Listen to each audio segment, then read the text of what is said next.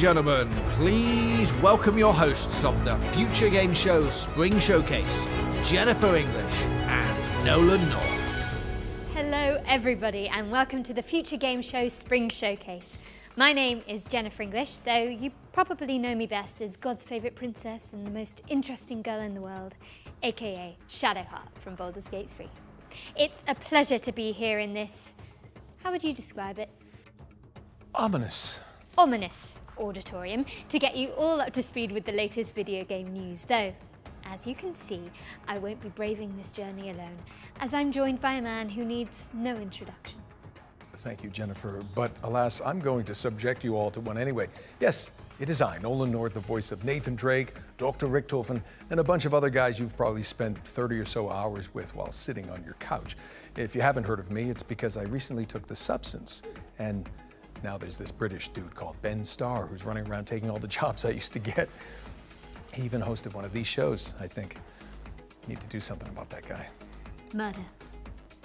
But that's a problem for another time, because over the next 90 minutes, we are laser focused on introducing you to a new generation of great games. You can expect plenty of gameplay trailers and a series of presentations from some of our industry's brightest developers. And there's also going to be some world premieres which will be revealed as we work through today's show. No harm in a little mystery, don't you think? Never. Speaking of which, we've got one to kick us off, and I'm not one to keep the good people waiting.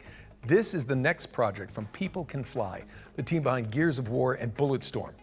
Let's get into it, shall we? Let's.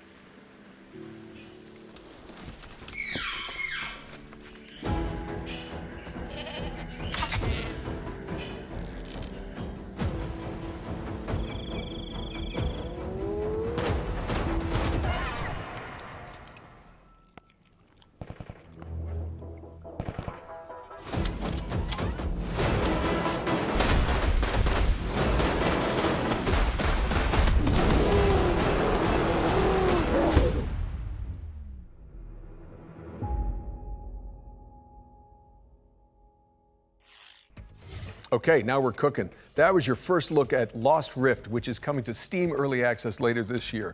But you can wishlist it right now and join the Lost Rift Discord for more information.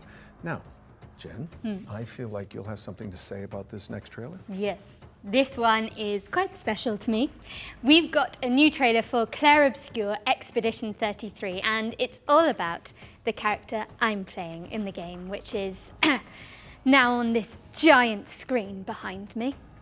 Wow. I cannot wait for you all to hear how her story unfolds, but for now, here's an introduction to your new favourite character in video games ever, Maya. Lumia is not my home.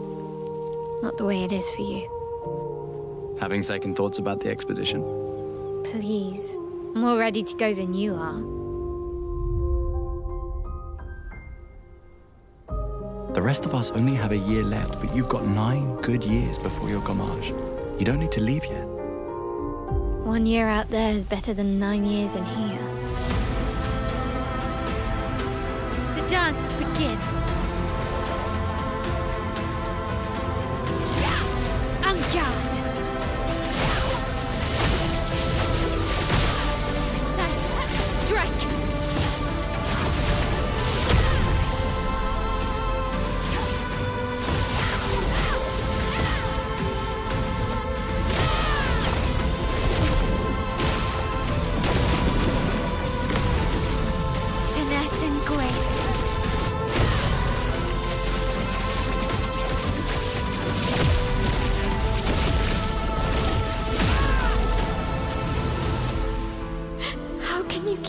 Like nothing happened.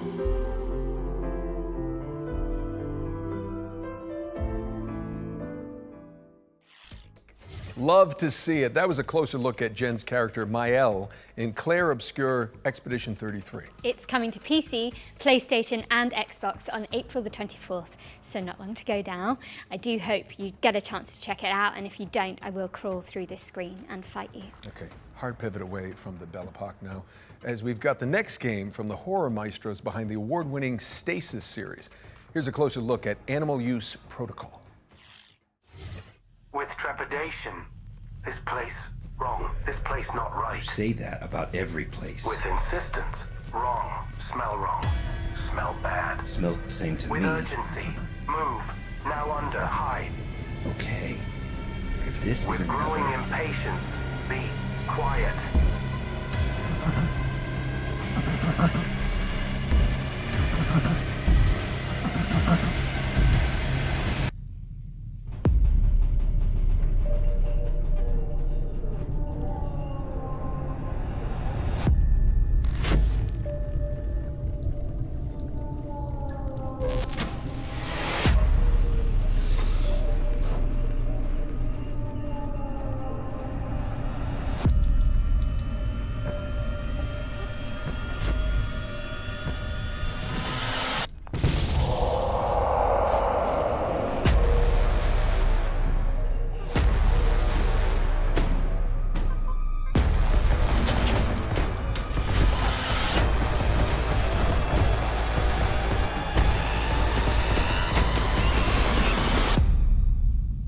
You're sure this is the right way? With indignation. Pathfinding. Very good.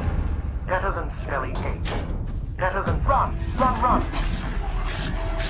Paralyzed terror. Smelly cake. Run.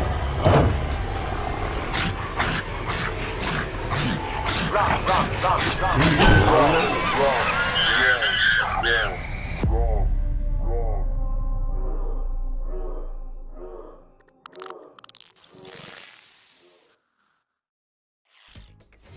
Animal Use Protocol is coming soon to PC, so stick it on your wish lists if you want to see more of this Tamagotchi rat companion.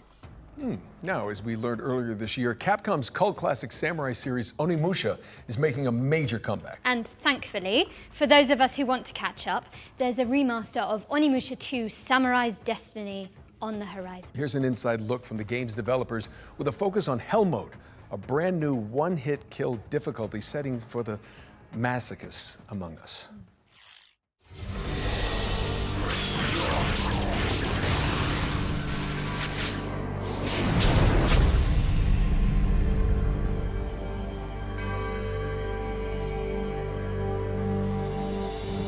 The name says it's all, really. Hell is an extremely hard difficulty mode. All it takes is one hit from any enemy, and you'll die instantly. It's not for the faint of heart. I haven't been able to complete it myself yet. But some members of the staff have been able to pull it off. So I hope everyone tries it out to see if they can get through it.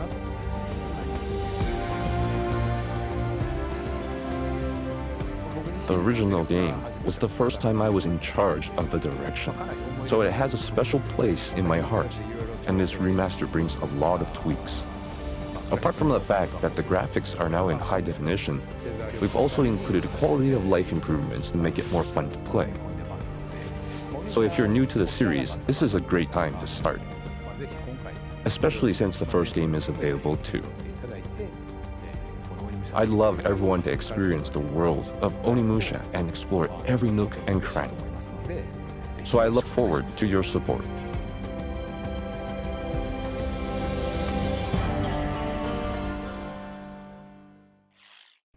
Capcom's remaster of Onimusha 2 Samurai's Destiny is coming to PC and consoles on May 23rd, later this year. Don't miss it. Our next game is Nitrogen Omega, a turn-based tactical RPG, ooh, my favorite, where you control a mech full of mercenaries. Let's take a look.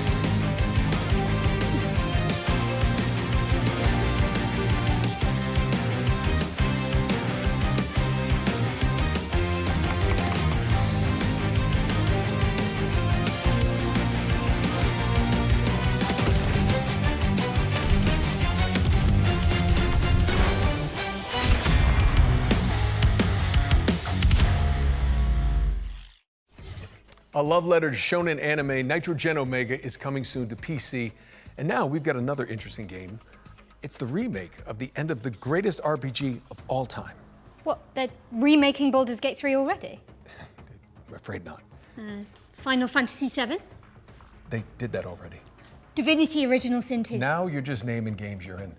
Actually, this is a metafictional puzzle game where you unravel the circumstances surrounding a lost JRPG from the 1990s. I have literally no idea what you just said, but I am intrigued.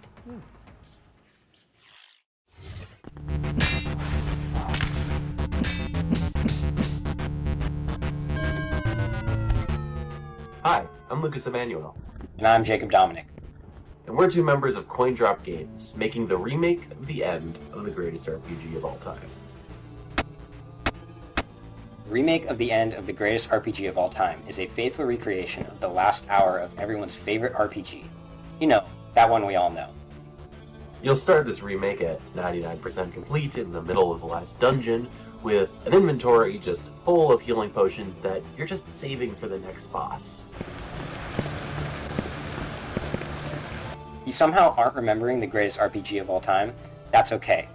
This remake includes the original game's manual, director's commentary, and the game's director had to translate this part of the game entirely by hand using a Japanese to English dictionary. and even clips of an unreleased documentary. I never loved anything that much, and the only way we're going to get that again is by staying exactly faithful to what that original game was. If you didn't know what the greatest RPG of all time was, I suppose it would turn this into a deduction puzzle game where you'd have to use these bonus features, deductive reasoning, and a little bit of creative thinking to figure out how to complete the last hour of this epic RPG.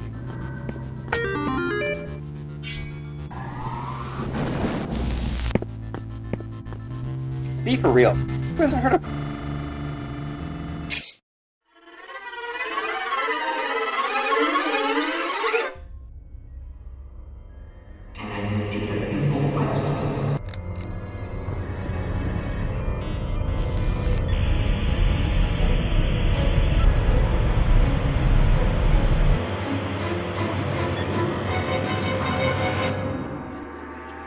We're still hard at work on this recreation of this all-time classic, but we hope you'll relive a little bit of the magic when we launch the demo for the remake of the end of the greatest RPG of all time on April 25th, 2025.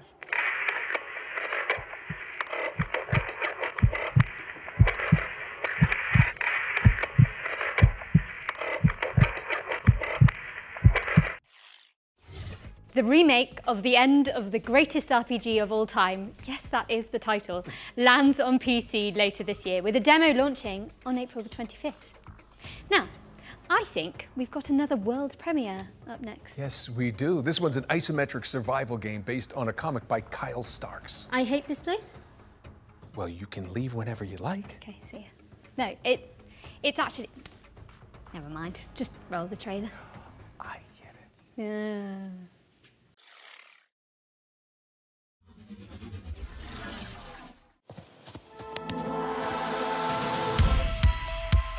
Those monsters only exist in your head, they said.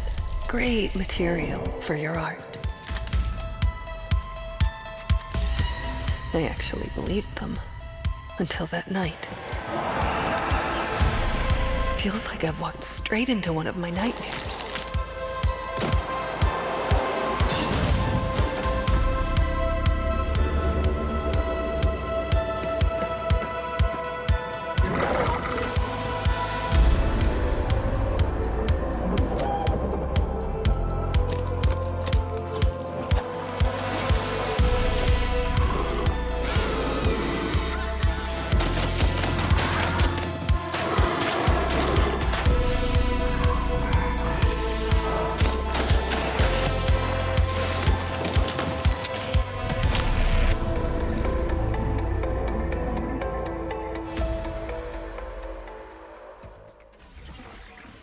I Hate This Place is coming later this year, but in the meantime, put it on your wish list.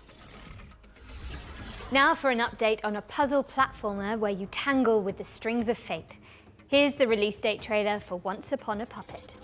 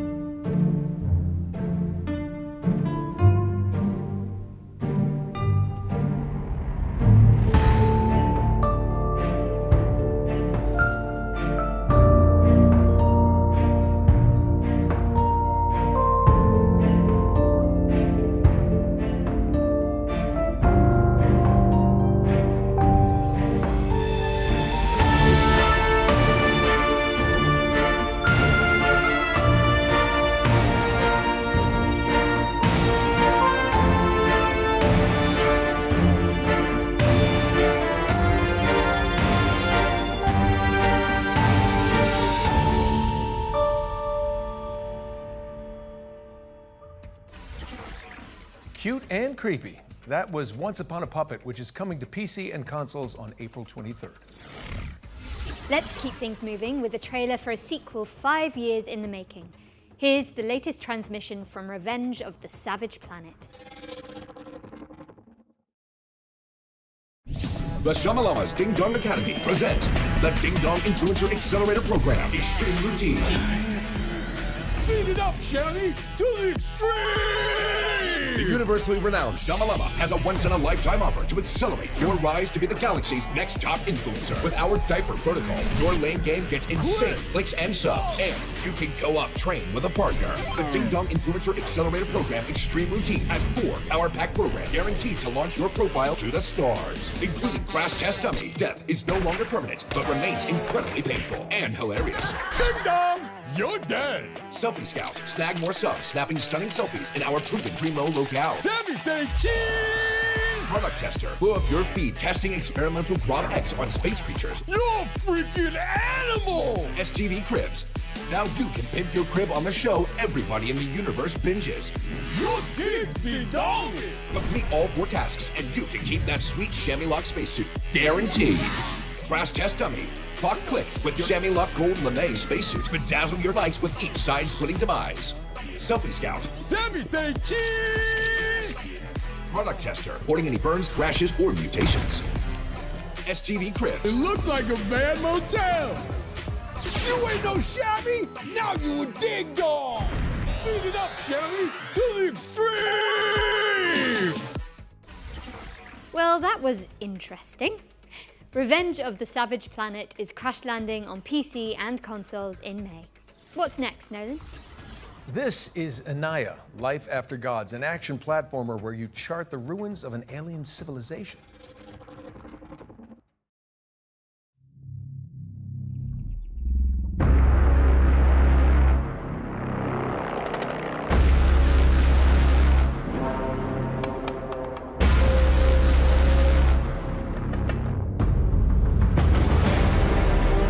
The gods are dead, but we try to survive in their world.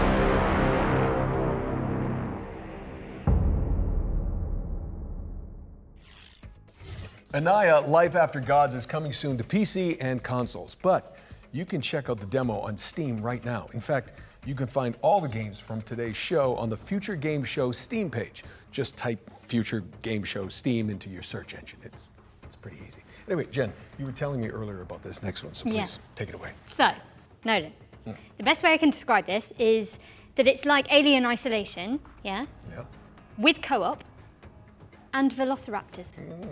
Clever girl. It's Deathground.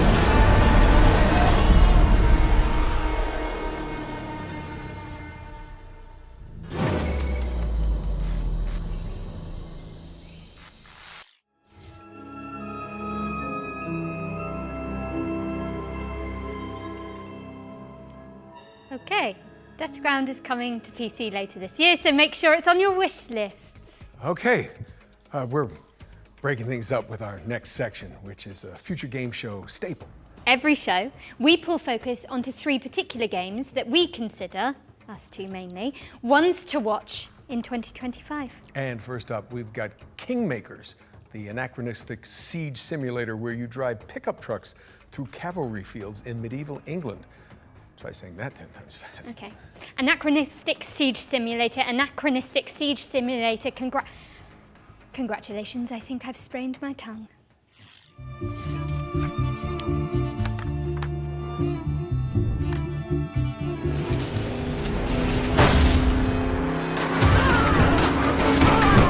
Hello, I'm Ian Fish from Redemption Road Games, makers of Road Redemption and the upcoming Kingmakers. In Kingmakers, you travel back to the year 1401 to help the real-life Welsh rebel Owain Glendower conquer England. In reality, his Welsh rebellion was defeated and he mysteriously disappeared. So in 1401 England, you'll use modern weapons to help the outnumbered Welsh defeat English armies made up of thousands of soldiers. And everything in Kingmakers is real. The thousands of soldiers are all simulated. Furthermore, all buildings are fully navigable and fully destructible. Thousands of soldiers can navigate complex multi-story castles with the same level of pathfinding fidelity you'd expect from a modern first-person shooter. Originally, we thought Kingmakers was going to be a cool simulation of what it would be like to go back in time with modern weapons. Would you be able to defeat a medieval army with an AK-47? Then we realized that if we're going to do this, we got to do it right. Medieval battles involve thousands of soldiers, so we're going to simulate thousands of soldiers. And this isn't like Dynasty Warriors, where soldiers kind of spawn into existence as you approach them. In Kingmakers, they're always there, running their AI all the time. Furthermore, we realized that a game with this scope, the player would want to be able to command his armies and fortify his own outposts, so it kind of grew for there. It's now something completely unique. A shooter with real-time strategy elements that rival Age of Empires, and shooting gameplay that rivals Helldivers and Space Marine. Today we're excited to share a little bit more about the destruction aspect of the game. Every building, castle, wall, and tree in Kingmakers is fully destructible. You can blow it up with a grenade launcher, take it out with an airstrike, or maybe even demolish it with a tank. And none of the destruction is scripted either. It's all dynamic, courtesy of Unreal 4's fast physics calculations. It's one of the reasons we didn't switch to Unreal 5. We experimented with Unreal 5.1 and Unreal 5.3, but nothing has been as fast on the CPU side as Unreal 4 when it comes to physics.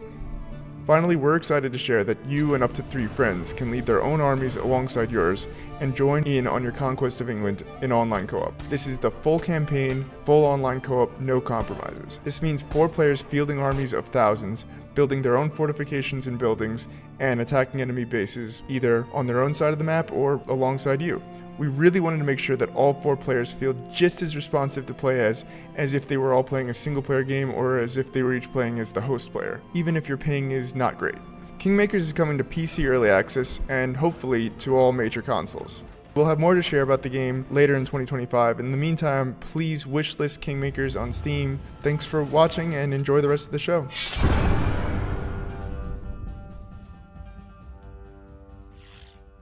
Thank you so much to the team at Redemption Road for that closer look at Kingmakers, a game which isn't even out yet, but already has a live-action movie in the works. I'm already on the phone with my agent to play the pickup truck, of course. Anyway, I think it's time for another world premiere, so grab your friends, your VR headsets, and your mobile phones for some reason. Don't worry, it'll make sense soon.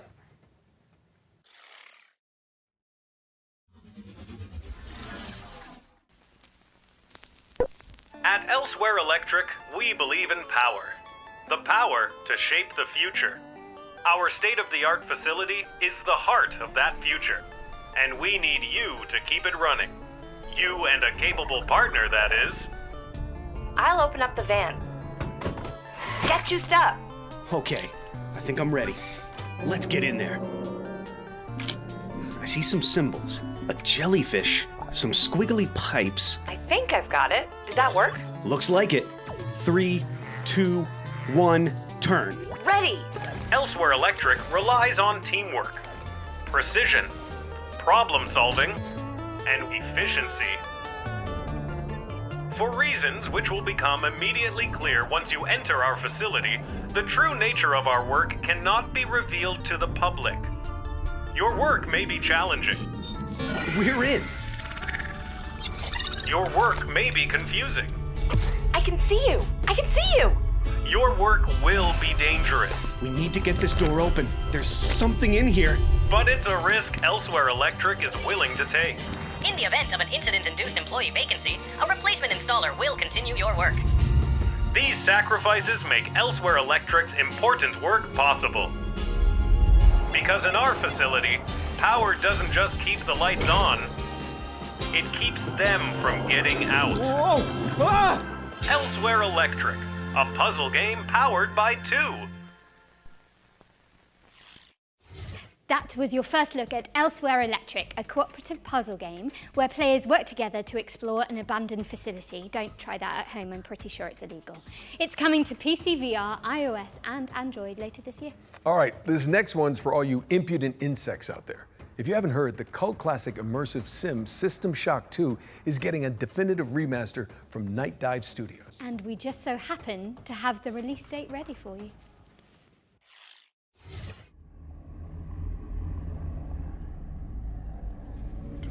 Your time is running out. This place is a womb where we grow our future. Your weapons fail. Your ammunition runs low. And you've yet to see our most beautiful creation. All you have is your hatred and your individuality. Now don't you wish you joined us? Would you then feel so alone?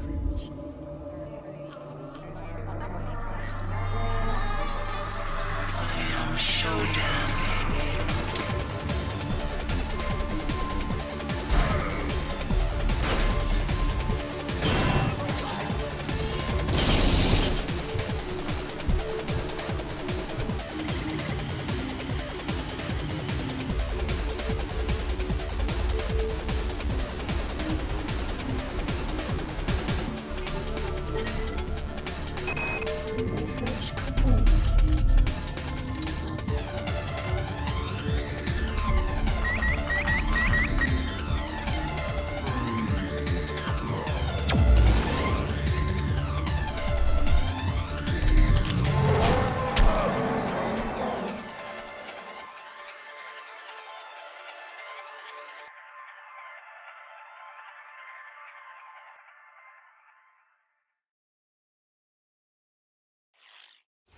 You heard it here first, folks. The System Shock 2 25th Anniversary Remaster launches on June 26th, 2025. And speaking of good old games, you may have heard about the recently launched preservation program from our friends at GOG.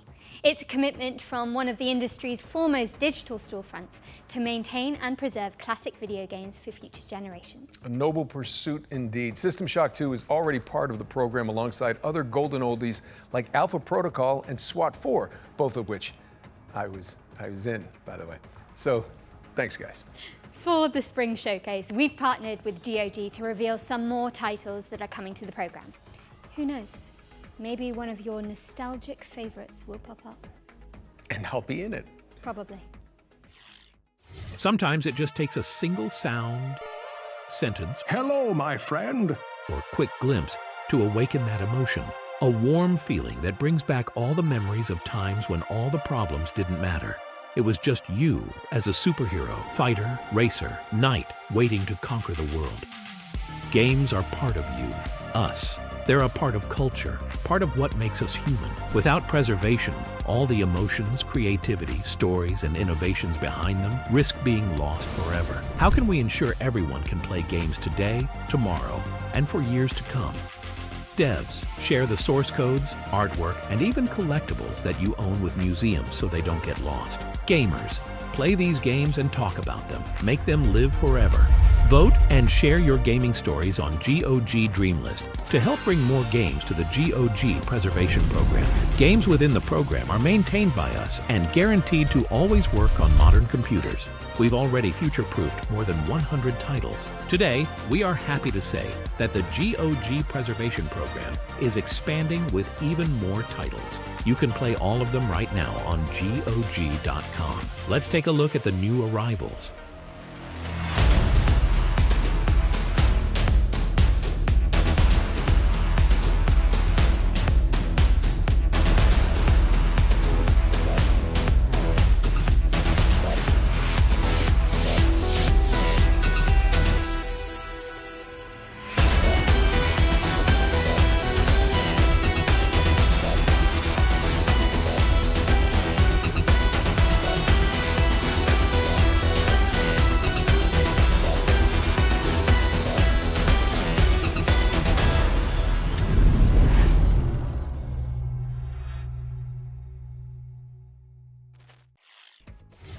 Do us a favor and head over to GOG.com to peruse the expanded Preservation Program library. We've also collaborated on an FGS-themed sale, which you can find by heading to GOG.com/FGS. Okay, at this point, you're probably thinking, Nolan North, why are you on the balcony? Where's Jennifer? Well, I'm going to be honest. I'm not so sure myself, but we're about to throw it out to a series of back-to-back trailers while I look for her. And way down. Jen? Jennifer?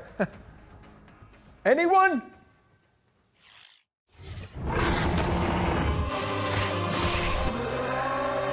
We all know why the walls around our capital exist. This world fell to the forces of darkness. Its light is replaced by shadows and the terrors that lurk within them.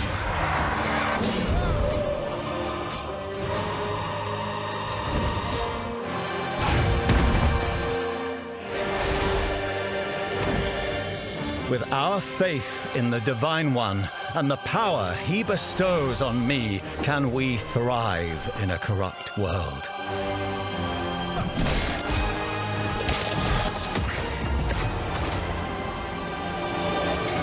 Inquisitor, a word in private.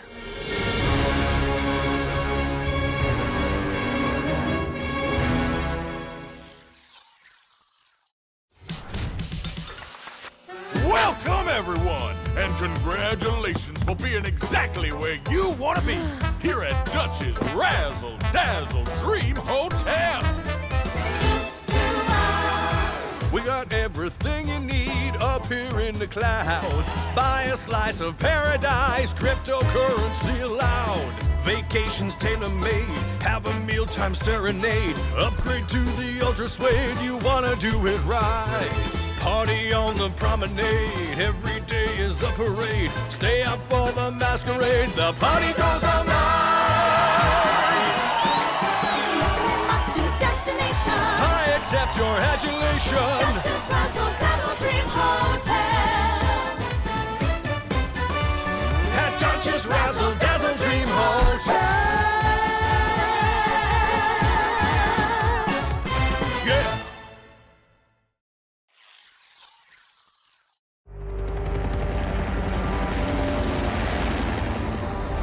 Dr. Svetlov, let's take this lunatic down for messing with the sovereignty. Let's make it quick. We're on the clock here.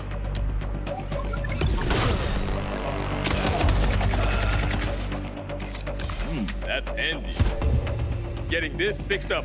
They're coming. I've never seen anything like this before.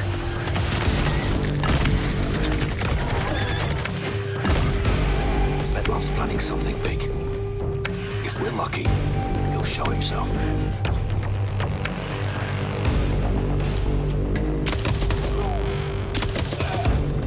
Svetlov's called hideout. Any idea how many people he's got with him?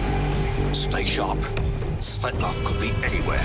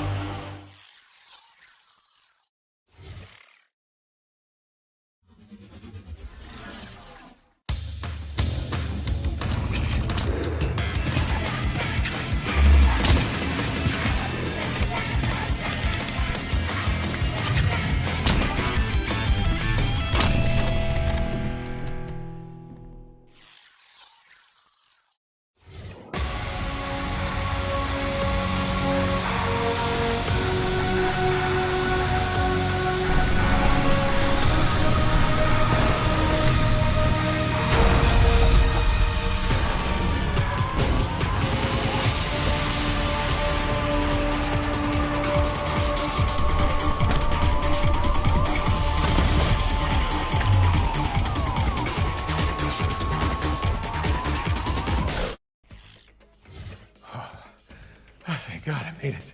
Uncle Nolan, where have you been? It's okay. I'm sorry. That just took so long. It's really way up there. It's not a camera trick. If they ask you to go up there, do not do it. Okay, what's next? While Uncle Nolan recovers, let's take a look at Neighbours Suburban Warfare, which is kind of like Rainbow Six Siege, except with pigeon poop bombing runs. Yes, you did hear that correctly. And backyard brawls. She said poop. Are you okay? I can't breathe. Okay.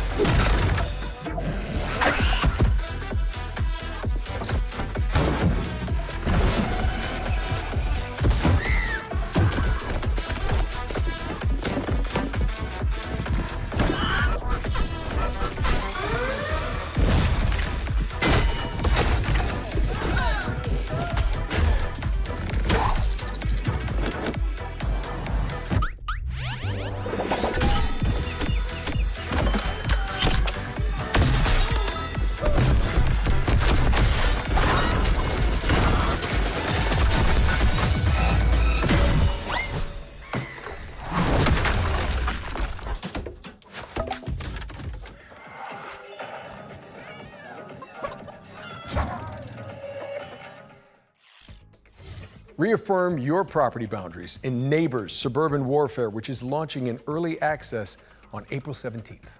We've got a developer presentation for Hawthorn up next. This is a sandbox RPG where you build a whimsical community of woodland creatures. Very, very cottagecore gay. I'm in. Adorable.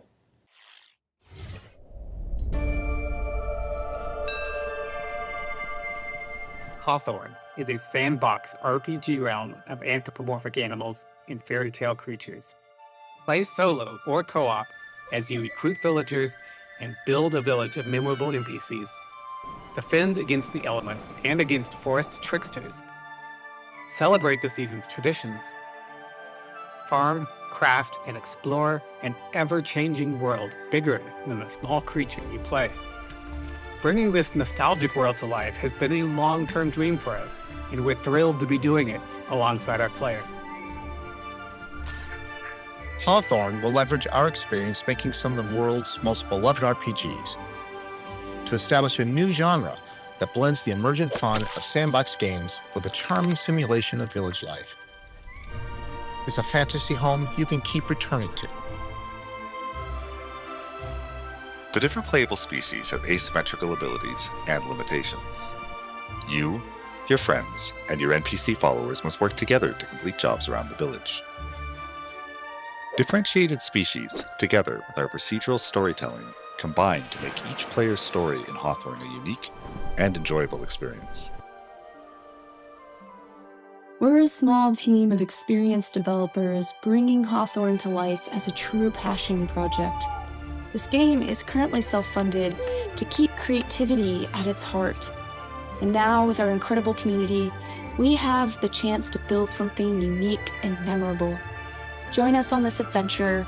Follow and support our Kickstarter to help us bring the nostalgic joy that is Hawthorn to the world.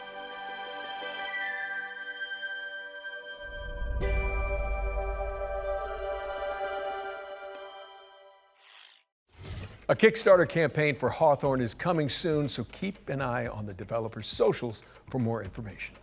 All right, for the future games show historians out there, this next game appeared at the very end of last year's spring showcase as our one more thing. You know, Jen, while we're on the topic of history, back in my day when Emily and I hosted the first future game show, it was all remote. None of this real in-person stuff. I mean, you kids don't know how good you're getting it. Back in your day. Yeah, when did Uncharted come out again? They tell me 2007. Yeah, definitely still in school. At least you were born. Okay, let's just watch this new trailer for Industria 2.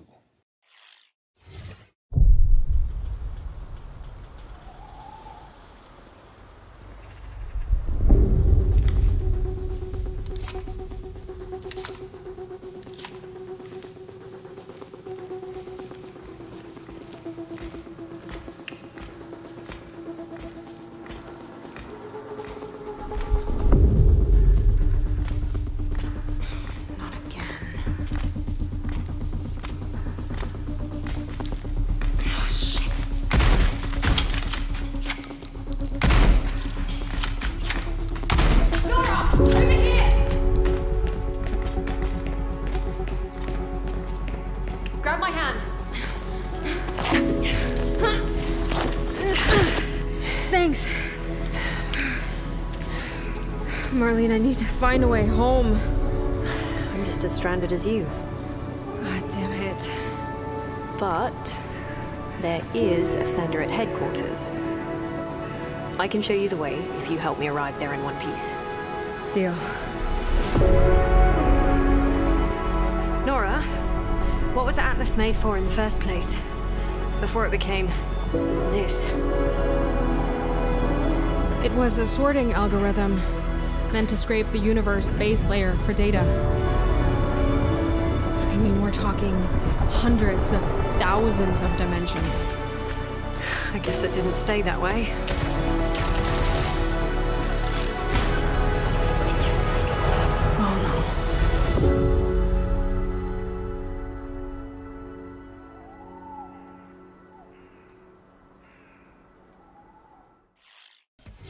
Defy an insatiable artificial intelligence in Industria 2, which is coming soon to PC.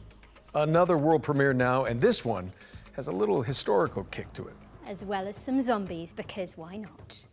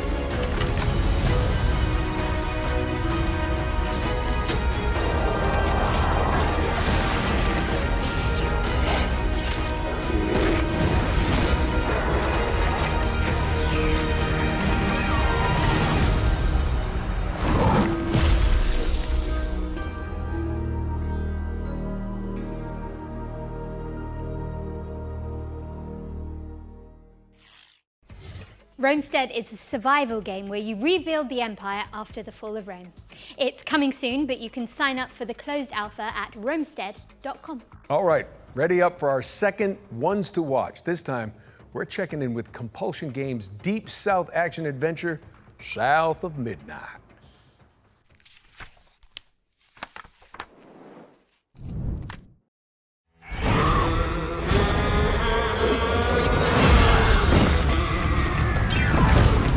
Hello, I'm Whitney, and I'm the art director at Compulsion Games. Hey, I'm Zaire, and I'm one of the writers at Compulsion Games. Right now, we're working on South of Midnight. It's a third-person action-adventure game set in a folkloric version of the Deep South.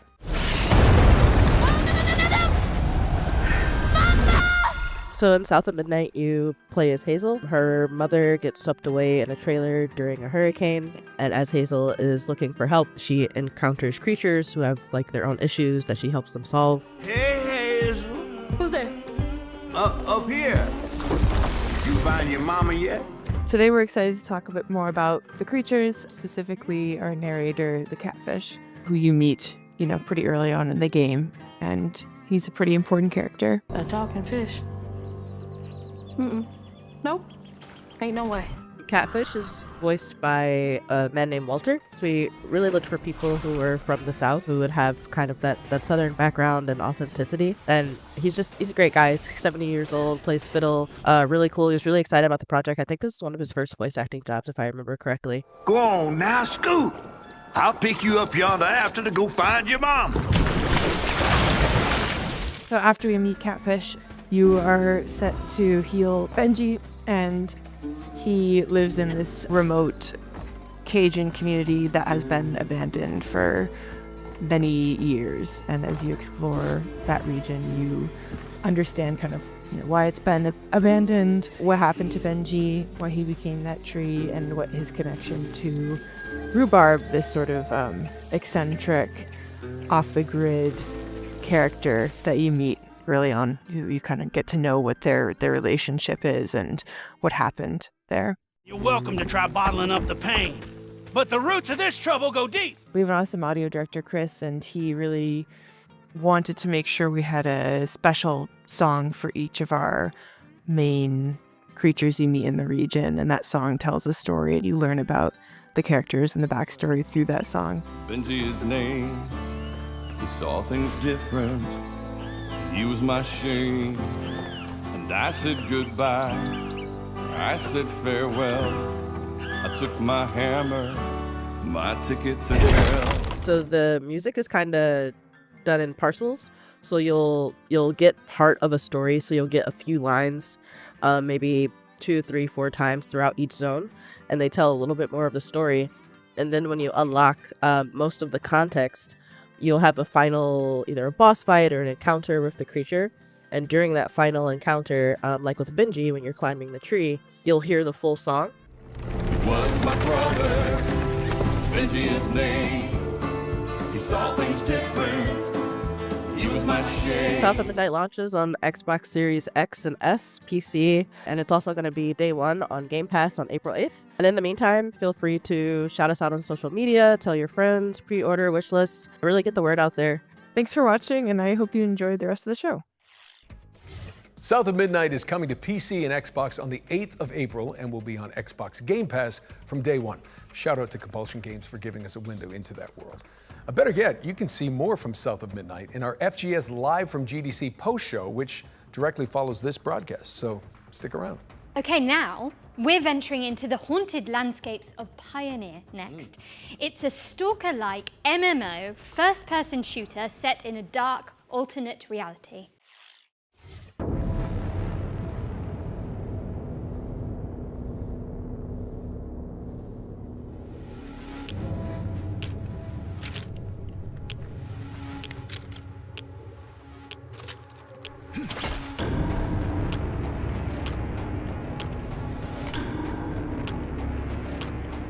Invaders flee.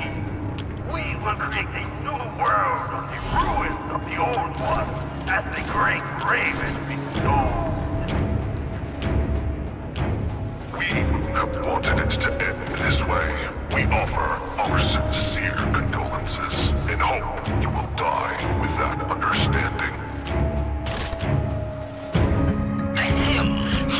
I don't want to spoil it for you. All you need to know is that we're going to have an incredibly fun time together.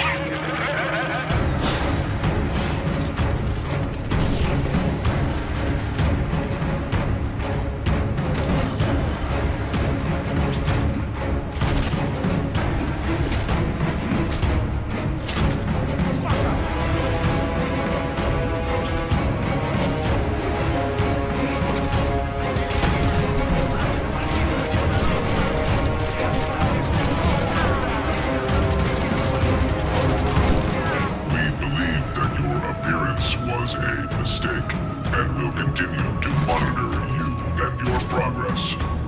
Your actions are rapidly changing the course of events, and the general vector of changes is close to our worldview. But Everything is strange. Our informant is weird.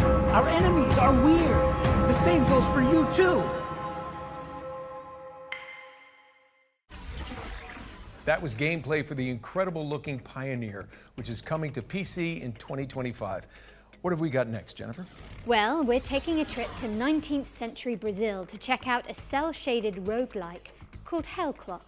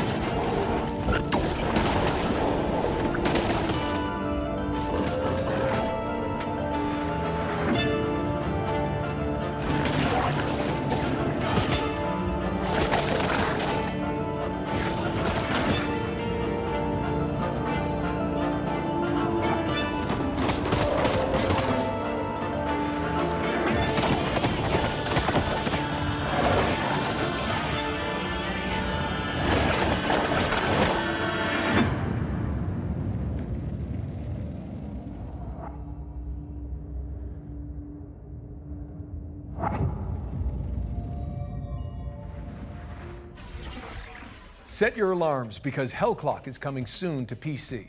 There's also a demo available on Steam, so go check it out after the show.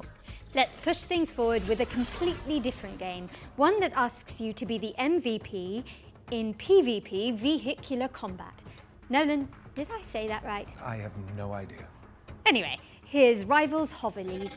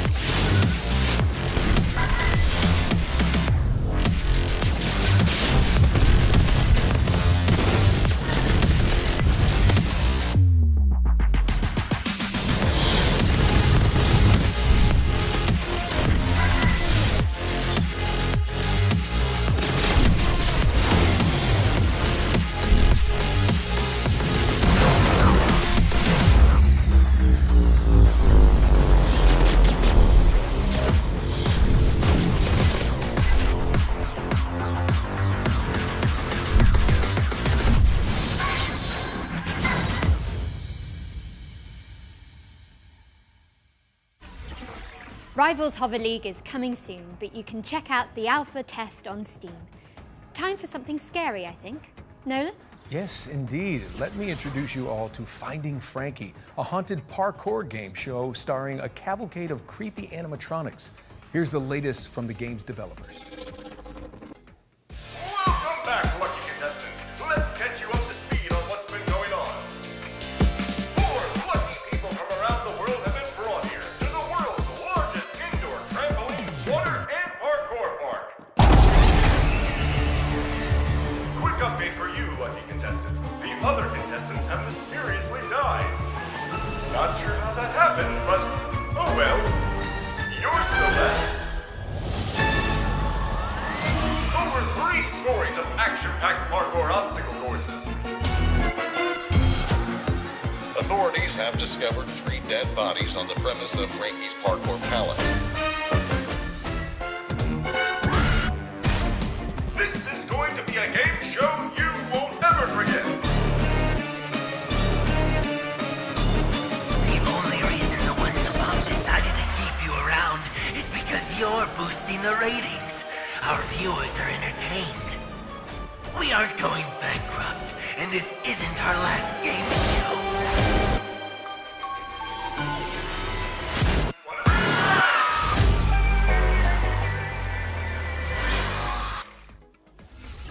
Watch your step when Finding Frankie comes to consoles on April 15th. Moving swiftly away from that terrifying image, we've got a special update from Tale Worlds Entertainment about their beloved medieval warfare simulator, Mount and Blade 2, Bannerlord.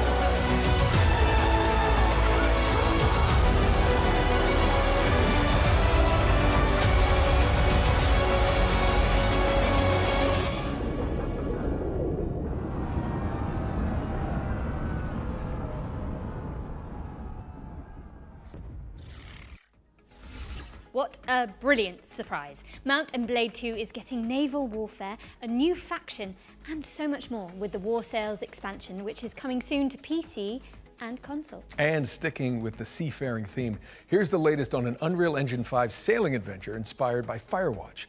This is Will Follow the Light. All I can see, zeros and ones. I'm running out of time. Running out of, I see the ghost feeding on mostly its old friendly foes. I see it go, creeping so slowly. I see the ghost.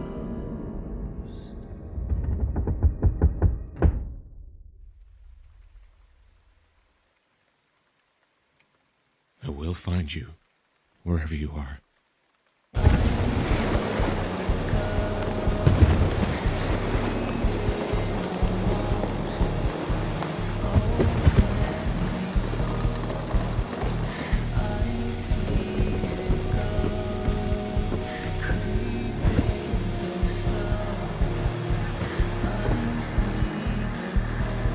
Father?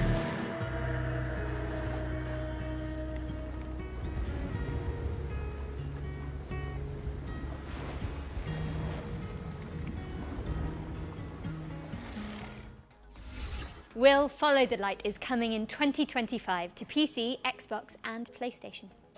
What have you got for us next, Nolan North? Well, how about a post-Ragnarok survival game? Okay, here's the developers of Cloudheim, Noodlecat Games, to give us the inside scoop.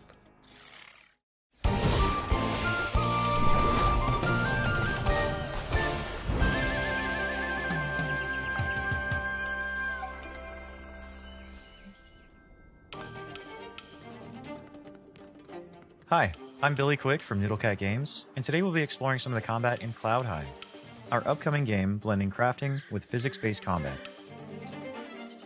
This is a Greeble, an aggressive little furball with a lot of teeth. You could hit him with a sword, but instead, let's kick him off this cliff. Greebles aren't the only threat out here though. You'll also fight against heavily armored enemies like armadillos who roll recklessly through your allies. You'll need to dodge their rolls and then attack when their guard is down. Corvins, however, keep their distance with ranged magic blasts. You'll want to pull them in close with your lasso to dish out damage. Our combat system is built around using physics to juggle your enemies. The longer you can keep enemies airborne with your kicks, lasso, and other abilities, the more damage they'll take when they finally hit the ground. Combine abilities and set up combos to maximize damage. Here, our character is placing down mushrooms and jump pads, bouncing enemies high into the sky. With the right combos, the battlefield will feel like a pinball machine. Play solo, or team up with friends in co-op for coordinated combo attacks. While you explore the island in Cloudheim, you'll come across mysterious portals that lead to dangerous dungeons filled with tough enemies and rare loot for crafting. You'll grow in Cloudheim by mastering weapons to gain abilities along 4 class pathways, each excelling in a different style of combat. Spellblades supplement their attacks with elemental magic. Outlanders break armor to create weaknesses. Treasure hunters focus on speed to exploit weaknesses. And sentinels defend and heal the team when dealing damage. Choose the weapons and abilities that fit your style. You can freely switch your class just by changing your weapons, allowing you to focus on your favorite or make hybrid builds. Team up with your friends to create absolute mayhem. Our team has had so much fun coming up with unique abilities and wild combos, and we're excited to see what chaos you can create. Now here's Nasher to tell you all the really important details about how to wishlist Cloudheim. Thanks, Nasher. In case you didn't get that, Cloudheim releases this year. Wishlist it now.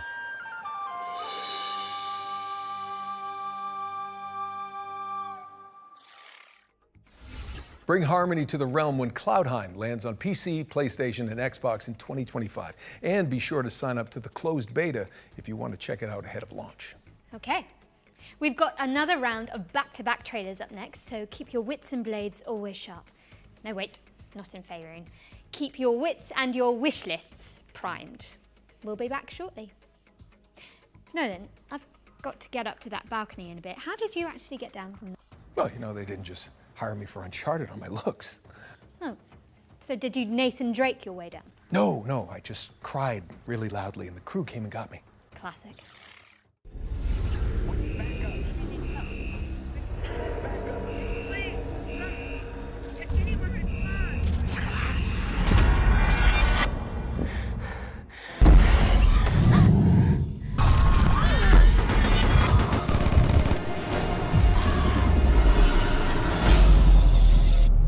Welcome to Section 13, a top-down roguelike shooter where an interdimensional outbreak is just another day at the office. Operating from the shadows, S2P is a globe-spanning paranormal research organization. Their mission? Capture and study things that go bump in the night. And Section 13 is where they keep the worst. Until now. With the best of the best unavailable, it's up to a team of disposable rank-and-file nobodies to get the job done. That's you. Meet Agent Red. No, please! Don't eat my... All right, Red, your time to shine. She's new to the field, but don't let that fool you. She's packing cutting-edge mad science weaponry. She's one of 4 agents available to choose from.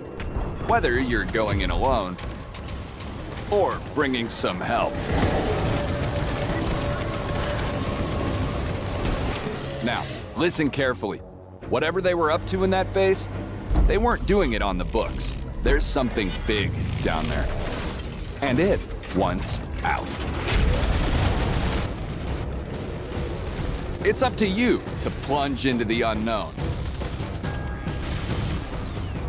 Find the answers. Fight for the truth. And bring some light to the dark.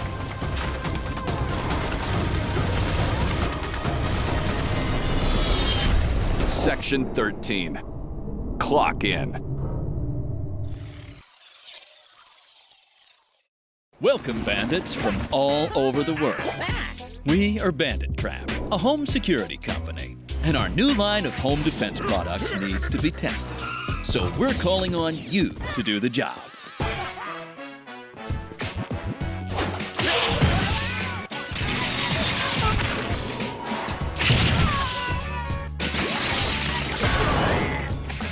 Your objective, try to loot all 10 treasures scattered in our prepared houses and escape from the robotic hands of our trapper.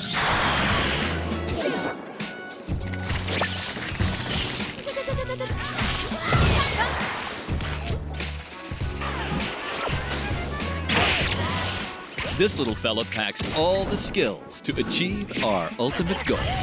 Defend homes and their treasures against bandits from all over the world.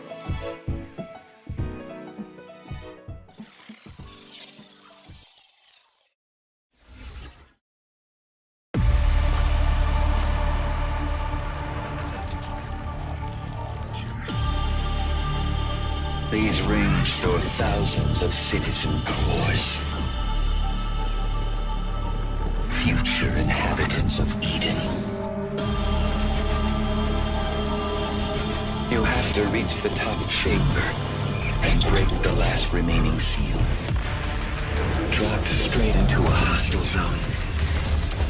This is exactly what hyper units were made for.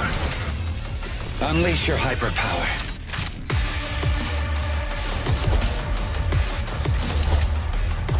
Rip their cores out. You know you want to. In the name of duty, courage, and truth, I will protect the citizens.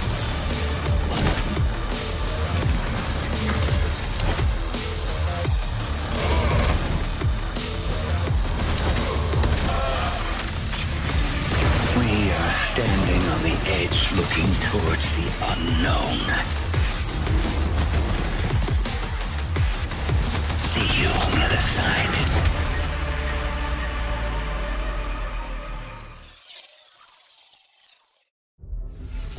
Hello Cybermyth combatants! Neon Abyss 2 is a side-scrolling action roguelike game with a cyber-mythological theme. The sequel stays faithful to what the fans love about the first game, using the original infinite item stacking feature and chaotic combat, while introducing new mechanics, new content and refinement to create an exhilarating experience. Finally, you can get hands-on with Neon Abyss 2 yourself with our single-player open playtest, which is available right now. Don't forget to wishlist now. Hey, welcome back. Now let's get back into the swing of things with a world premiere. I hope you like lonely robots. I love them. There was no guide for what we had to do, no manual for leaving a world behind. But even we knew we couldn't take everything with us. I left behind my greatest creation, a guardian, a caretaker.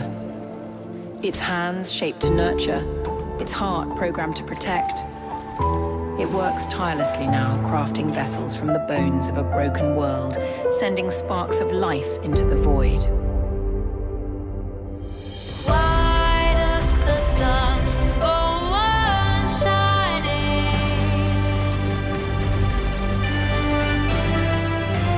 Why does the sea rush to shore?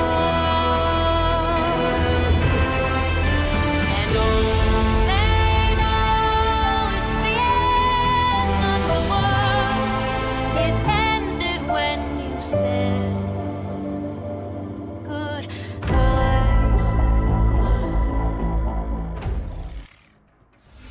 The Last Caretaker is a survival game where you bring humanity back from the brink of extinction. No pressure, I guess. It's coming soon to PC. Now let's move on and introduce you all to Into the Dead, Our Darkest Days. It's a side-scrolling survival game set in a Texas city devastated by a zombie outbreak, plus an economic crisis and a scorching heat wave for good measure. Now, stinky zombies I can handle, but hot weather, I'm British. Absolutely not. Rapture, swallow me down.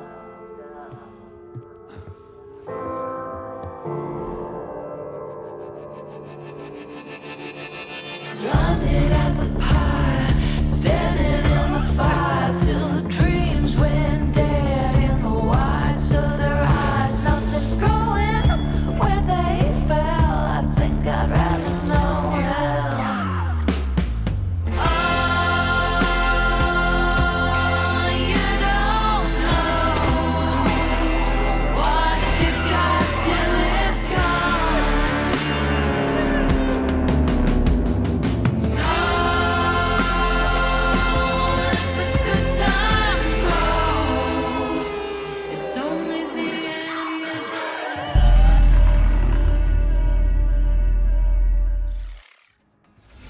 Into the Dead, Our Darkest Days launches into early access on April 9th, which is just mere weeks away, people. Get excited, but please try to enjoy each game equally.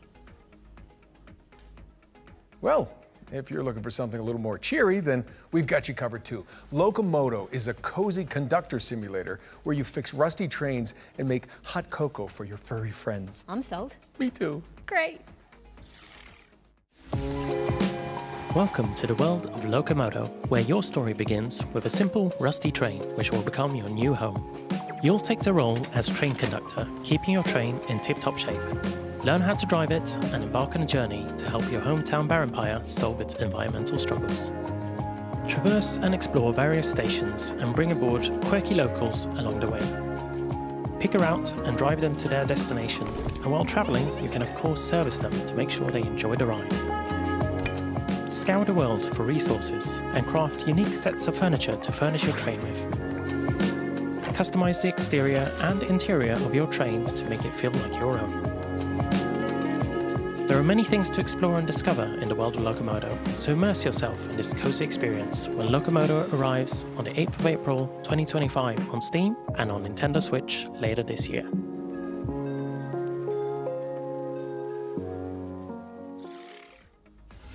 Please mind the gap, because Loco Motive is pulling into a station near you on April the 8th. That was a real palate cleanser, so time for something gritty now, I think. Precisely. Here's Karma, The Dark World, an alt-history thriller where you dive into the brains of your suspects as an agent of the Thought Bureau. All right? I don't want... Tell me, do you think a glimpse of a memory is the absolute truth? You don't get to choose to see the events that led up to these memories, or what transpired after.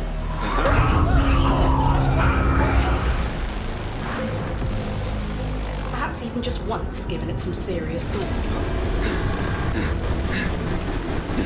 Mother? Just what kind of memories Mother? make us the people Rachel! today?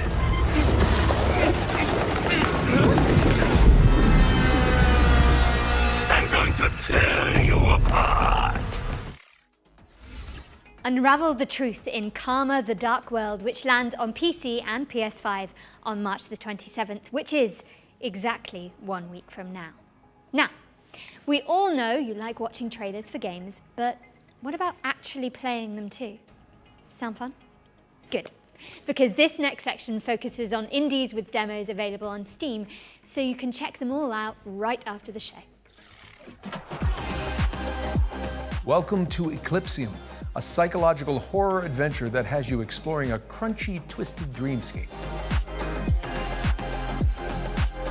Next up, we've got White Knuckle, a speed climbing game where you scale the guts of a sinister substructure.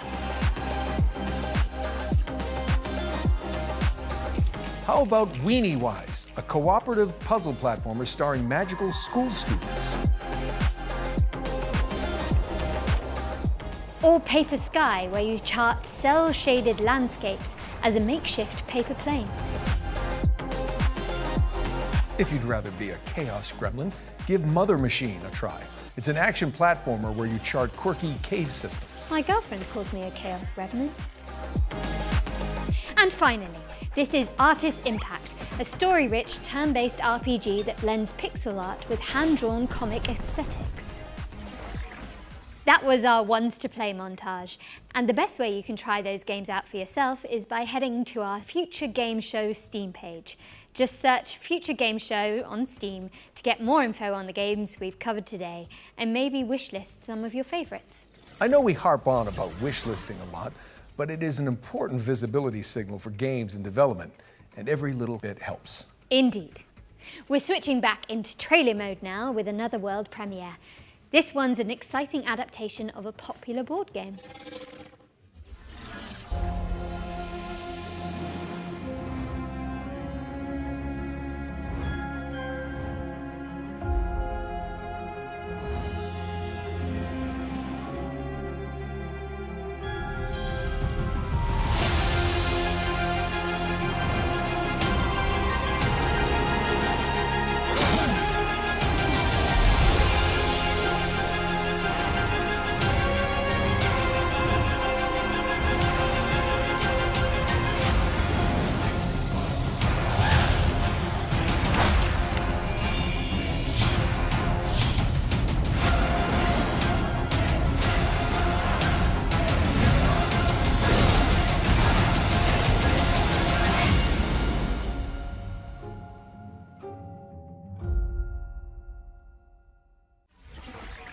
That's right, Frosthaven, the board game, is now Frosthaven, the video game, and it's coming to PC in 2025. This next game fulfills a lifelong dream of mine, to be a sheep wielding a great sword in a world run by wolves. Let's dig into the delightfully edgy revenge story of Standalone.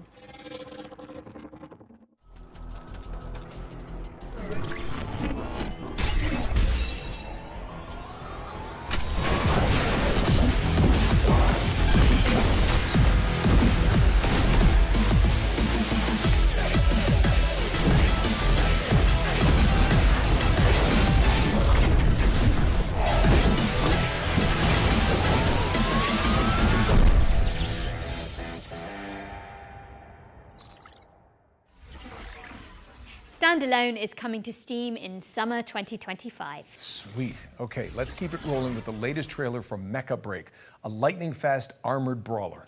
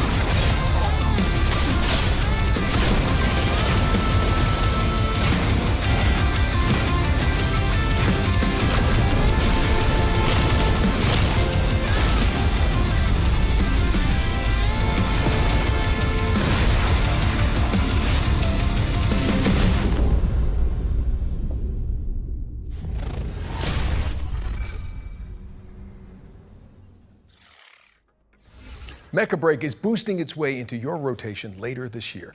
How are we looking, Jennifer? Well, we're most of the way through the show now, Nolan North. But there's still a bunch of exciting games in the pipeline. Here's a double feature from our friends at Playdigious.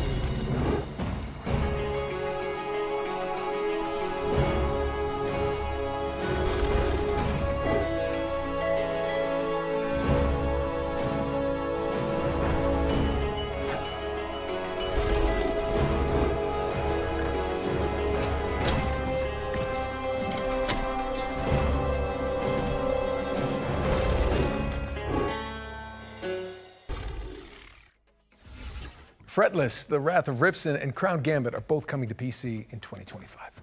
All right, Nolan North. I think it's safe to say we've covered a ton of games today. But what's one more world premiere between friends? Oh, well, I'm not complaining. Let's check it out.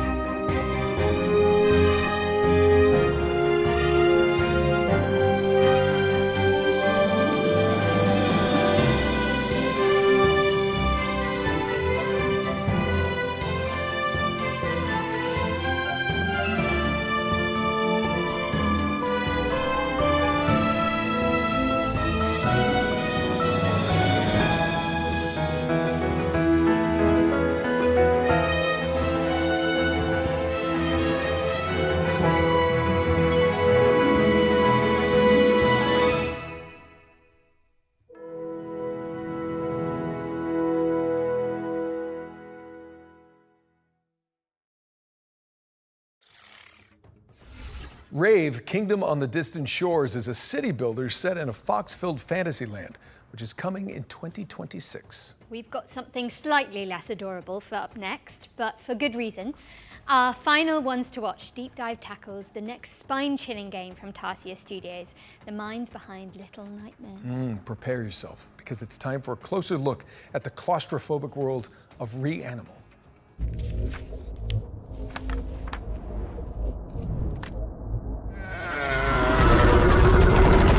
Reanimal is a co-op horror adventure where you play two siblings and you're looking for your three friends. These kids grew up in a lovely place, but due to reasons that become more apparent as you play the game, that lovely place has turned really quite nasty. And so your job as these two players is to go and rescue your other friends and try and escape this nasty place. The island itself, due to this inciting incident, has been fractured, and so it's in three large parts and a bunch of smaller bits. Each of your friends can be found in one of these big parts. It's a very simple tale of find yourself in hell, go through a really scary place, survive and rescue your friend, you know. It's a tale as old as time.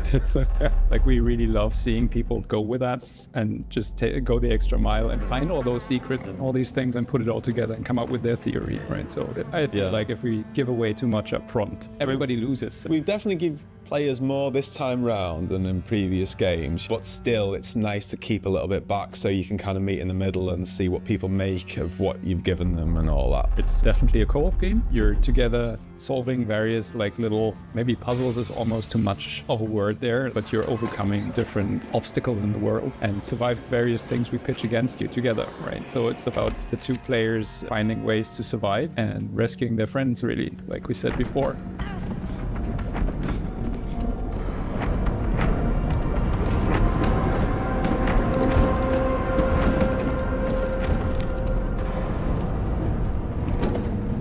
Because I'm a big couch fan. Couch co-op is where it's at for me. But then a load of people love online. And then there's people who just want to do that together. So the fact that the tech team have managed to get all 3 boxes checked that front, I think, is really, really nice. And what was also very, very important to us is that it's all kind of the same experience, because this camera is always the same, right? We don't have split screen. In online co-op, you don't follow your character and the other one is doing whatever. It's always being together as the 2 characters. And yeah, like Mer said from the beginning, like scared together. That was one of the pillars, and I feel like this camera is kind of essential to pulling that off. People have played our previous games together anyway, whether they was co-op or not. That made that decision feel quite a natural one. That like, people want this, and let's do it. It's gonna be fun, Whenever we put something in the game, we are trying to make sure it doesn't get boring. It's something new. One thing we're really trying not to do is to give you the same thing over and over and over and just work based on a recipe, but instead we're really questioning ourselves, is this unique within the game, right? I'm not saying unique across all games, but trying to give the player something fresh within the experience that we're crafting, and then hopefully that leads to something that people actually enjoy. Hope you enjoyed that behind the scenes look at Reanimal. Wishes us, and more info is coming soon. Reanimal is coming soon to PC, PlayStation, and Xbox, so get that thing on your wish list. Now, what have we got next for the good people, Jennifer? Okay, Nolan. So it's no secret here that at the Future Games Show, we're huge fans of Remedy Entertainment and their eerie, curiously entangled universe of games such as Control and Alan Wake. And last year, the studio revealed a spin-off to Control called FBC Firebreak, a session-based co-op shooter where you tackle anomaly-busting jobs in the non-Euclidean confines of the oldest house. If you've been anticipating this one, so have we. And good news, we're delighted to share the first gameplay trailer for FBC Firebreak, which will give you a taste of what to expect when the game launches later this year. Let's take a look.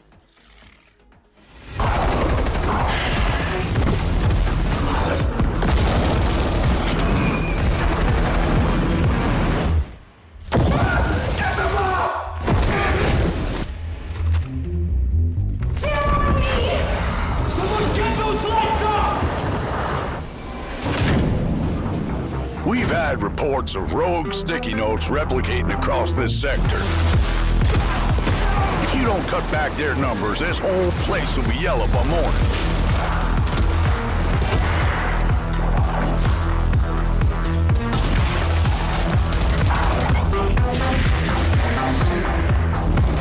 This crisis ain't over. Now get through the containment door to the next zone.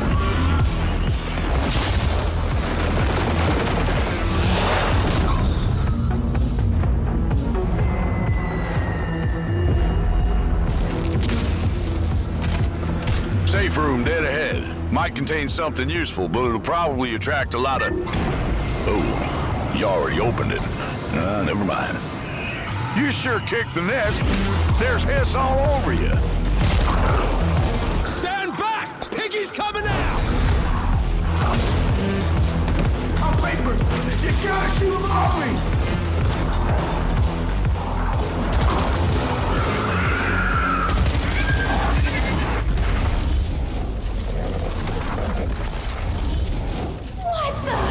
Last containment door's open. Go, go!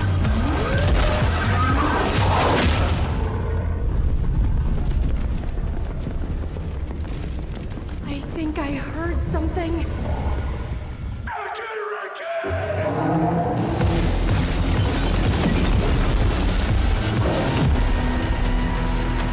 All right, crew. Time to clean house.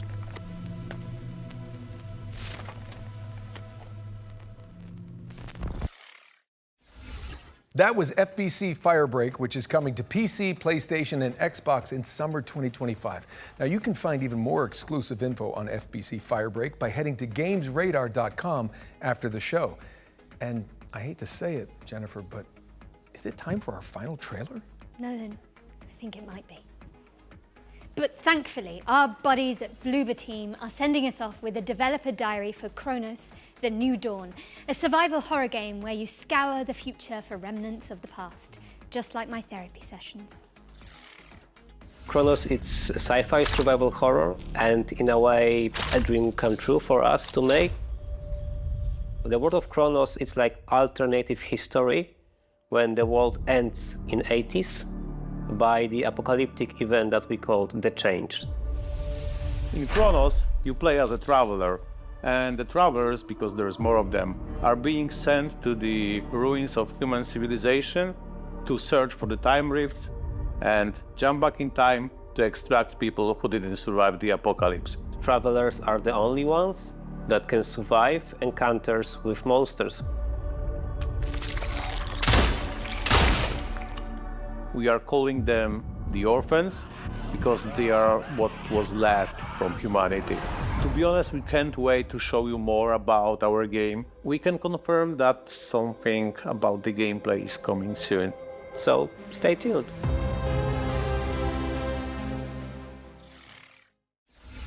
Chronos, The New Dawn is coming to PC, PlayStation, and Xbox later this year. But you can see more of it during our official post-show, FGS Live from GDC, which airs directly after the spring show. That's right. For more exclusive info on Bloober Team's new game, you just need to stay tuned to the platform you're watching right now.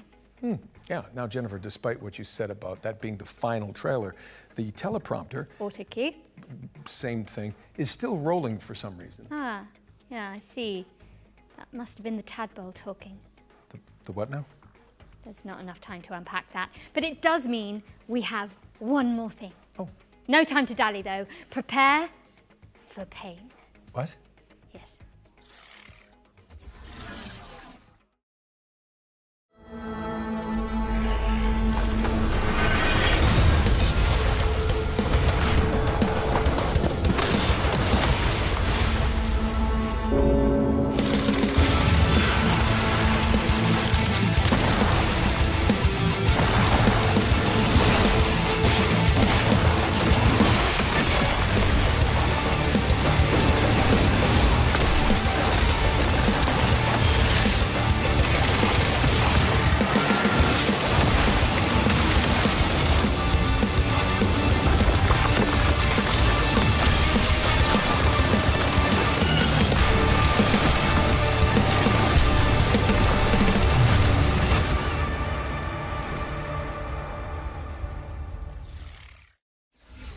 Bam! Saber Interactive is bringing Painkiller back from the dead, and the remake is coming soon to PC, PlayStation, and Xbox. But with that, we really are out of time. The show is officially over.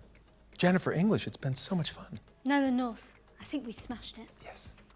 That was a lot to get through, but we hope you've all had fun watching this year's Spring Showcase. Thank you so much for joining us, but you should absolutely stick around as FGS Live from GDC starts immediately after this, with more deep dives, trailers, and exclusive world premieres. Don't miss it. And before we head out, we'd also like to extend an enormous stream of thank yous to the people behind the scenes who made this broadcast possible, including the developers that poured their time and hearts into making the trailers we aired today. Show them some love by wish listing and following their games. Don't forget you can head to the Future Games Show Steam page to see everything we've covered and follow up on your favourite projects. There'll also be videos and articles with extra details landing on gamesradar.com and FGS YouTube channel right after the show.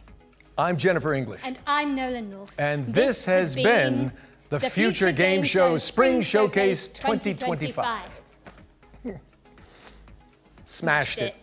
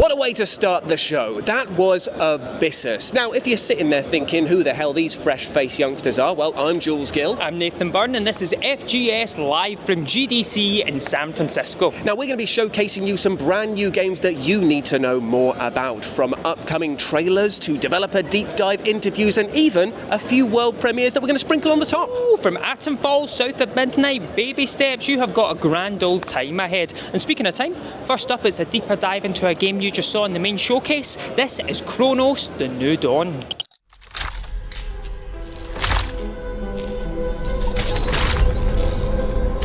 My name is Jacek Ziemba. I'm co-directing Chronos: The New Dawn with my friend Wojciech. And yeah, my name is Wojciech, and I have a pleasure to work with Jacek and co-direct Chronos. And Chronos, it's sci-fi survival horror, and in a way, a dream come true for us to make. It will be The Thing, Carpenter's movie. Yeah, we are also inspired by Dark, Netflix TV series. About time travel. We cannot forget about Dead Space. That also were somewhere there because we have also the protagonists and other maybe similar things. Yeah, when we think about movies, it will be of course 12 Monkeys, you know, like the convict being sent in time, maybe we ring a bell. But also Dark Souls series. We also love to, you know, push our game into a little bit more challenging direction. Yeah. In Chronos, you play as a traveler, and the travelers, because there's more of them, are being sent to the ruins of human civilization to search for the time rifts and jump back in time to extract people who didn't survive the apocalypse. Travelers are the only ones that can survive the environment in our future setting, in our game. The only ones that can travel to the past and keep up or like survive encounters with monsters. This is not a typical soldier, this is like a diver in time. So that's why we came up with this design that we really love. The world of Chronos, it's like alternative history when the world ends in 80s by the apocalyptic event that we called The Change. We push action like more to the future when we play as a traveler, when we try to find in this destroyed world reminiscence of, you know, of the people, but what's the most important, like the time rifts that can bring us to the past.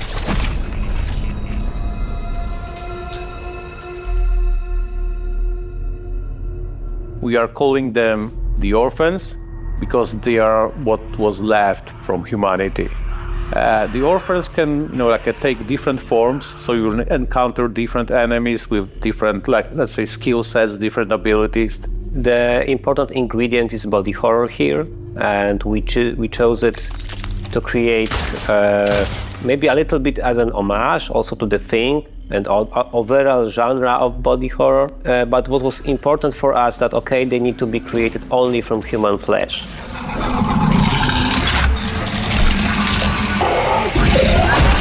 Cool. We also have some questions from our community. So, question 1. Yes, there will be ladders. We love them. Yes, and you saw one at the end of the trailer. Maybe. Don't want to spoil everything. Yes, you can punch monsters in the face. If they stomp them. If they have a face. Kinda. Yeah, fire, but fire is important in our game.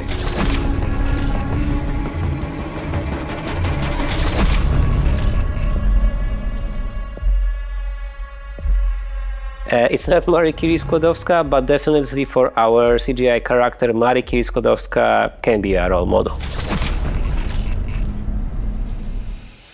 Yes, there is, but it doesn't work like in a Dead Space. We've got like our own take on combat.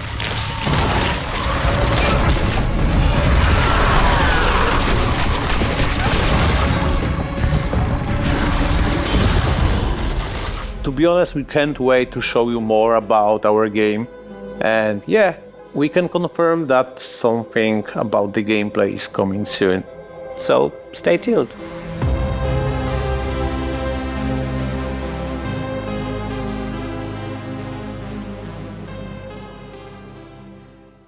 Well, that was utterly terrifying. I tell you what, Nathan, I'm gonna need a cup of tea to calm down, and it's not even 3 p.m. yet. No, forget the tea. I have the perfect game to calm your nerves, and it just so happens to be our first world exclusive.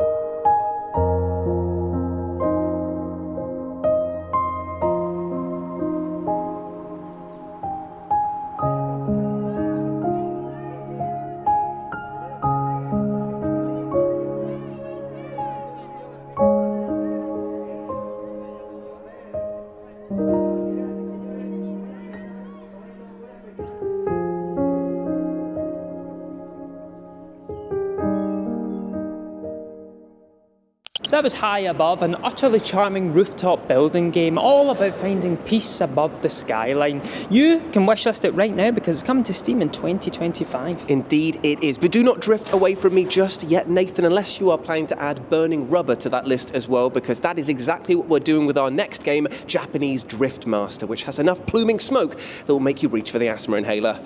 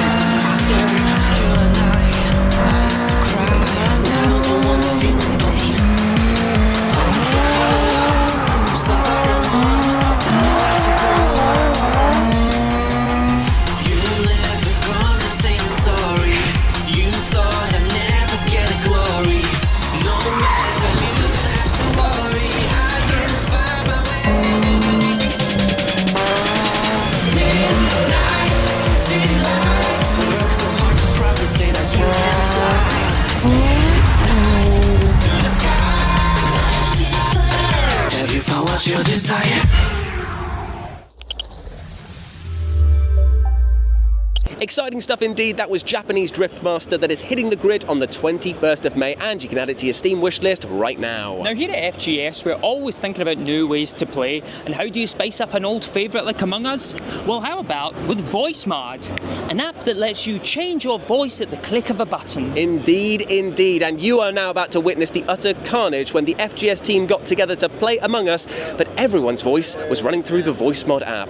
Oof. Yeah, okay.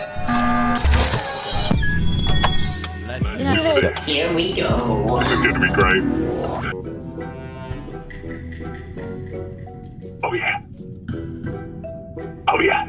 Guys, I just want to say this now. I am working as a crewmate to pay for my mother's hip surgery. That's weird though, because I'm actually working as a crewmate to help pay for your mother's hip surgery too. Well, that is good. Well, she does need both hips replaced. Yeah, fair enough. I'm working as a crewmate to pay for my own hip surgery. I have a side hustle where I take money from people, earning enough to pay for hip surgery. Hey guys, is anybody else working late? Because I am. Do you know why? I'm working late because I'm a singer. He really has gone bad. 7 to 14. Gone surprisingly quiet. I've had a body. Oh no, who's dead? We should have known that auto-tune was out because it stopped being just like the greatest hit. Let's face it, we do all owe the traitor, props for killing auto-tune because that was getting a little excessive. So, let's ignore that one. It's hard to tell if Walkie was walking somewhere, or if Walkie was following me with murderous intent. But I was being followed for a bit by Walkie. Me and Streamer G were hanging out for a while, we were safe, and so I'm cool with Streamer G. I think right now I'm looking at Space Marine, who was, showing out the numbers. They're playing 4D chess, do you know what I mean? They're not just killing people, they're also trying to mess us up. I was not with Walkie, I don't know what Walkie's talking about. I have not been hanging around with Walkie. So, that was a lie. That was a massive lie. Saying that we were... Yeah. Well, maybe it was Tiffany then, I don't know, well, you just look the same. What? No, I can prove that I'm not being lost all. Also, a bit of a sexist pig over here, Walkie, or just because we've both got blonde hair. Yeah, just because we both got feminine hair. Right, let's So who's casting the first stone? Streamer G. Have you voted? I've voted. Everybody vote. Space Marine, lock it in.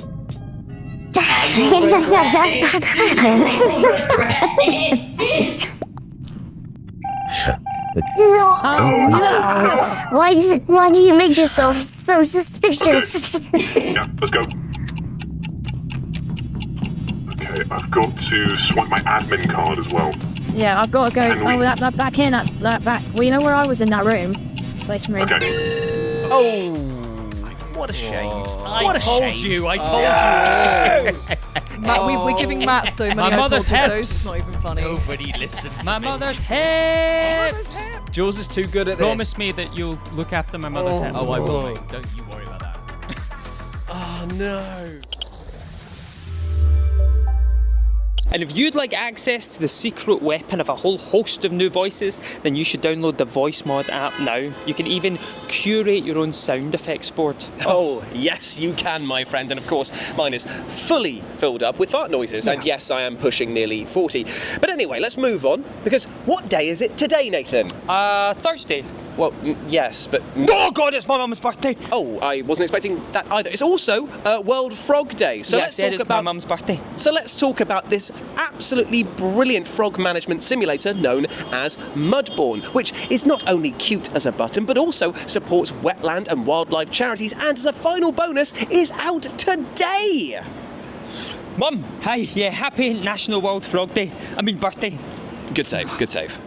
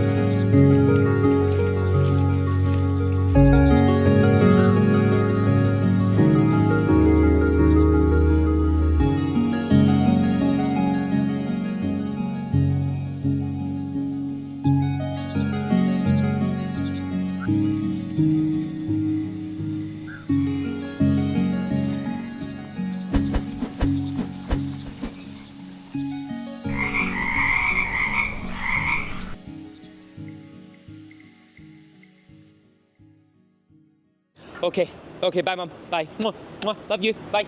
Did you get it sorted? Yeah, I just gifted her a copy of Mudborn on Steam. Oh, smart. Very smart indeed. Now, next up is a game all about clones, about working with yourself and sometimes the difficulties that arise when your other self is an absolute bloody nuisance. This is a deep dive into the altars.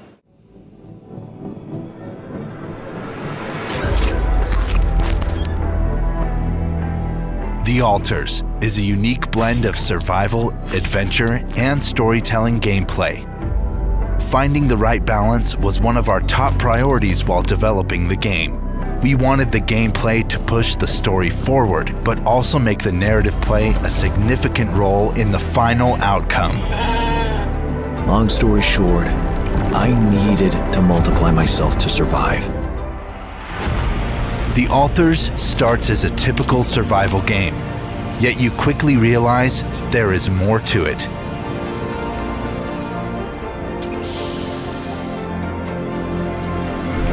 You need to create the altars for their skills, which will be essential to survival. At the same time, this means bringing new characters to the story and making the gameplay more complex. The same goes for base building. What starts as a simple task of operating a functional base turns into a series of hard choices. You are tasked not only with tackling ongoing problems and pushing the mission forward. Your altar's individual needs will also need to be taken care of. Finding the right balance will be crucial for success. Want to know more? Check out the next episode of The Altars Expedition Logs.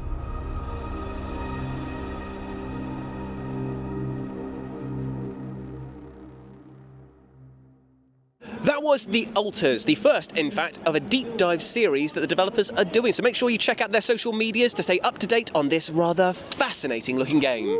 Now, recently I was lucky enough to have a chat with Dimitri Logothetis, the producer and director of the upcoming Kickboxer Armageddon, because plans are afoot to turn the classic 80s franchise into a video game that will make you go Jean-Claude Van Damme! This is cool.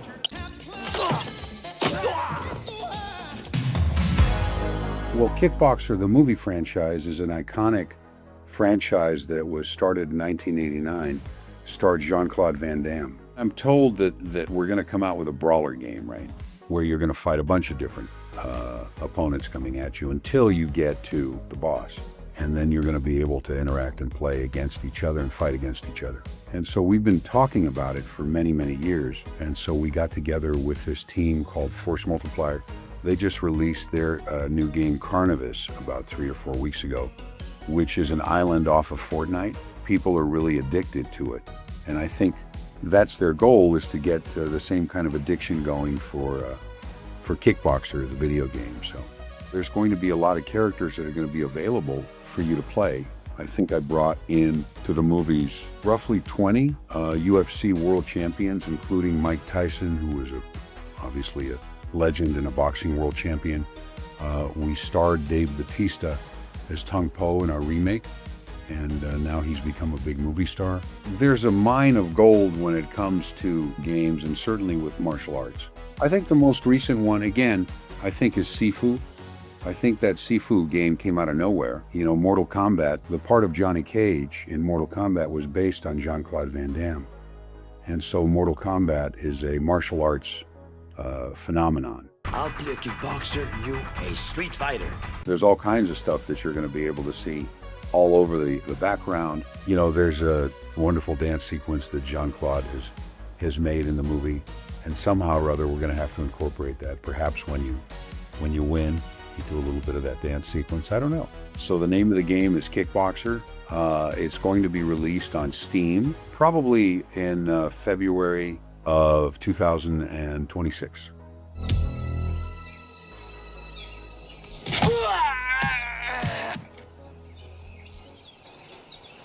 I'm okay.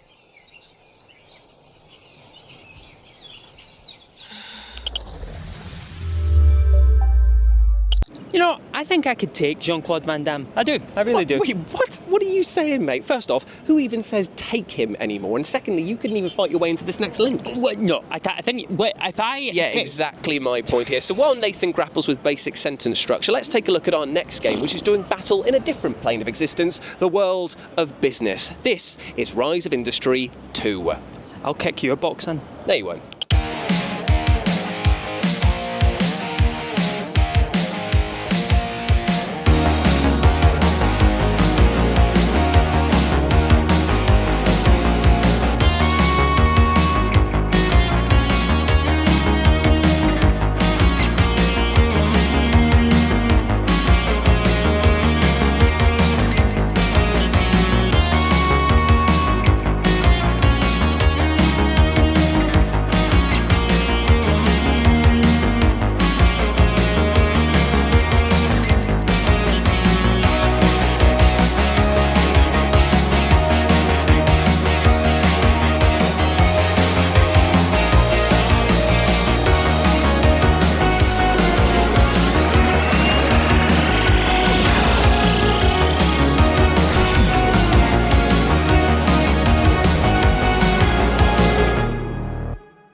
That was Rise of Industry 2, which has a demo out right now that you can try ahead of its full-fat release later in 2025. Indeed, you can. And now we move on to a title that is the holy trinity of gaming for us here at FGS Live From, because it's dripping in nostalgia, it's containing a central unnerving mystery, and it's a world-exclusive premiere. Let's take a look.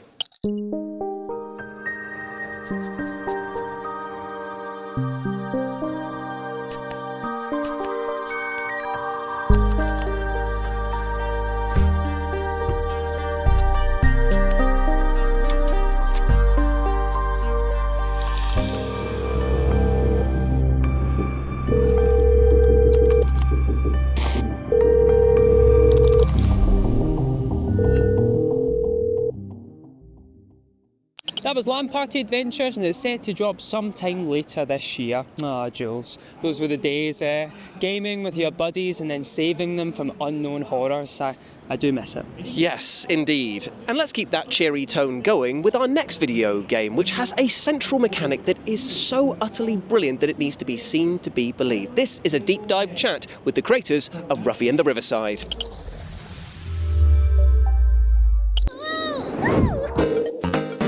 My name is Patrick. I'm the art director at Socrates Labs, and we are making Ruffy and the Riverside. It is a platforming adventure. The game is hand-drawn, and it does have a very unique gameplay because you can copy and paste textures. So you grab, let's say, ice and throw it somewhere else onto an ocean, and then it freezes.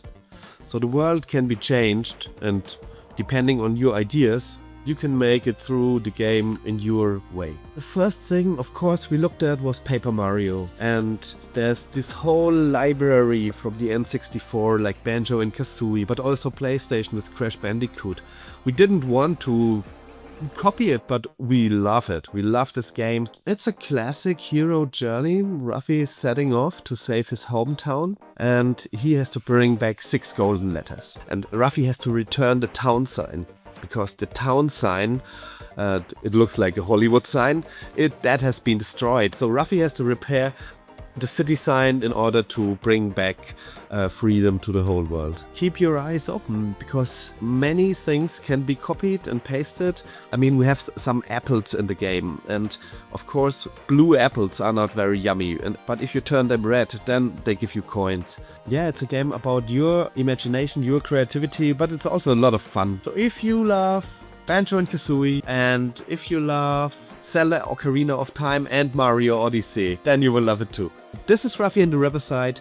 It will come in June this year for PC, Nintendo Switch, PlayStation 5, Xbox Series, Xbox One, and on Epic Store.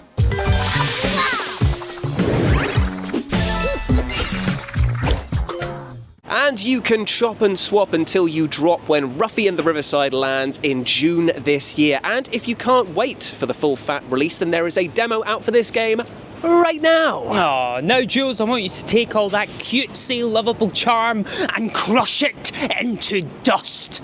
Because now we're taking a sharp right turn into sci-fi with a game that puts you on the edge of human extinction. This is Steel Seed, and we might just have a trailer now.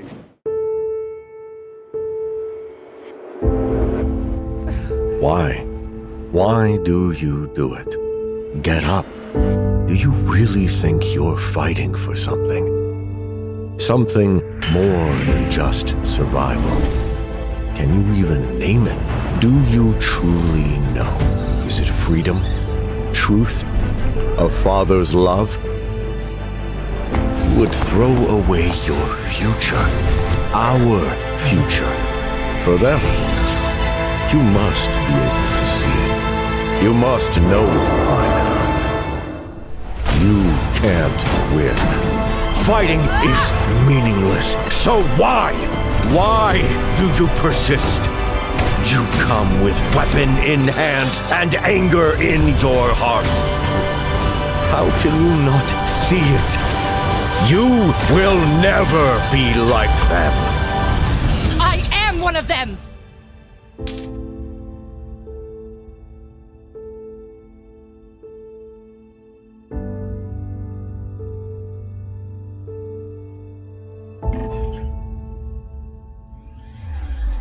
and you can explore this dark sci-fi fantasy when Steel Seed drops on April 10th. Now, the next game that we're about to talk about is a little strange, and by that I mean a lot strange, and that's because the words I'm about to use to describe it kinda don't make sense coming out of my mouth, and that's because Fear FA 98 is a combination of FIFA 98 specifically and Silent Hill.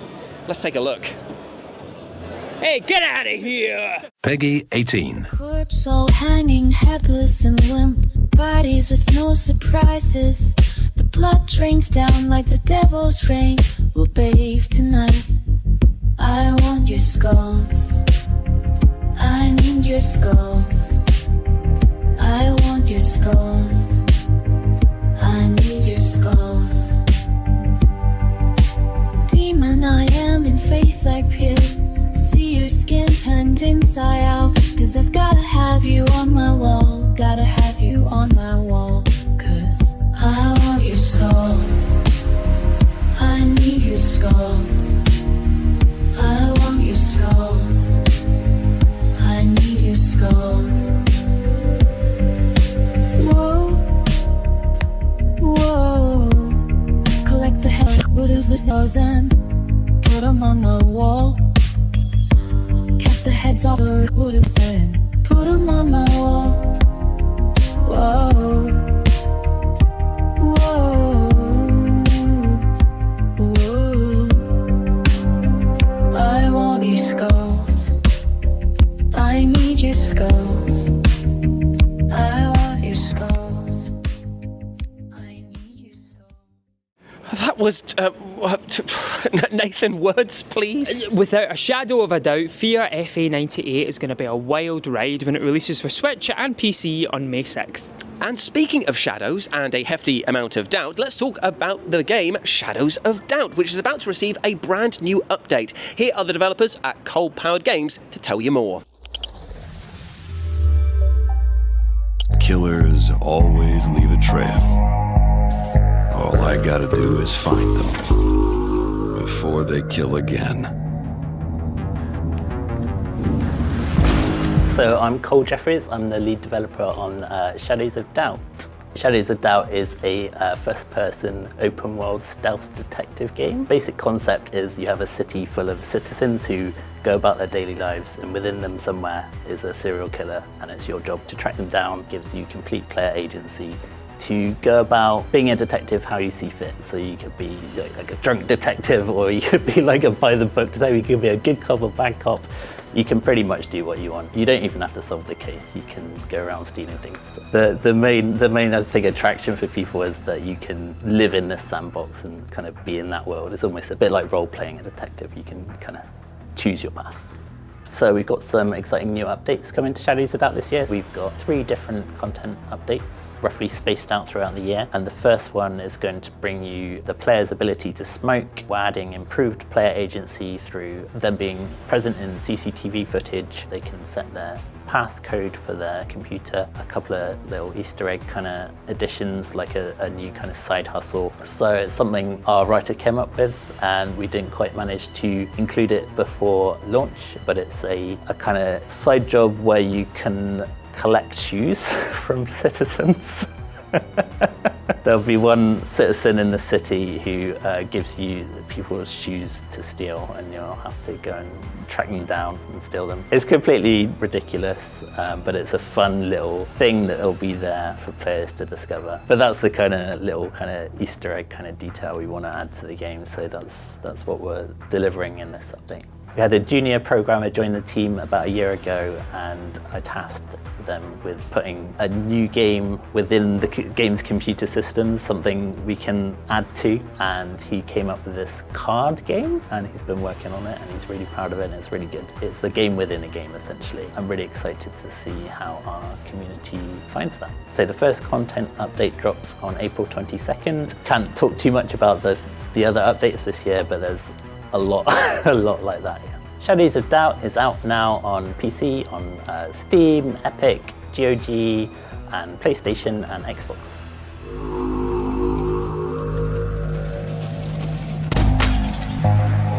Exciting stuff there for Shadows of Doubt fans, because that brand new update comes to PC and consoles on the 21st of April. Now, as a vegan, hold your booze. I enjoy the benefits of a fruit and veg-based lifestyle. However, upcoming game Arcus Champions is making me think about things in a slightly different manner, because here, fruit is deadly weaponry. Banana, get down! Now this is the law of the jungle.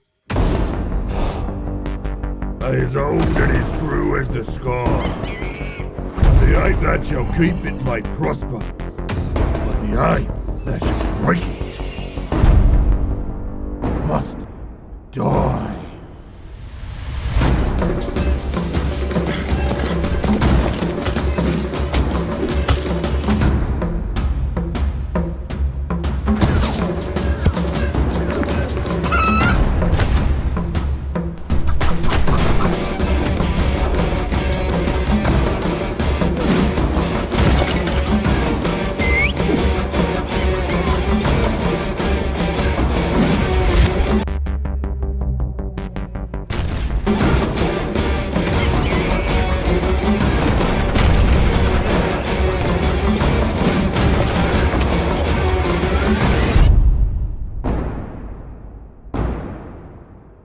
Wishlist now on Steam and Epic Games.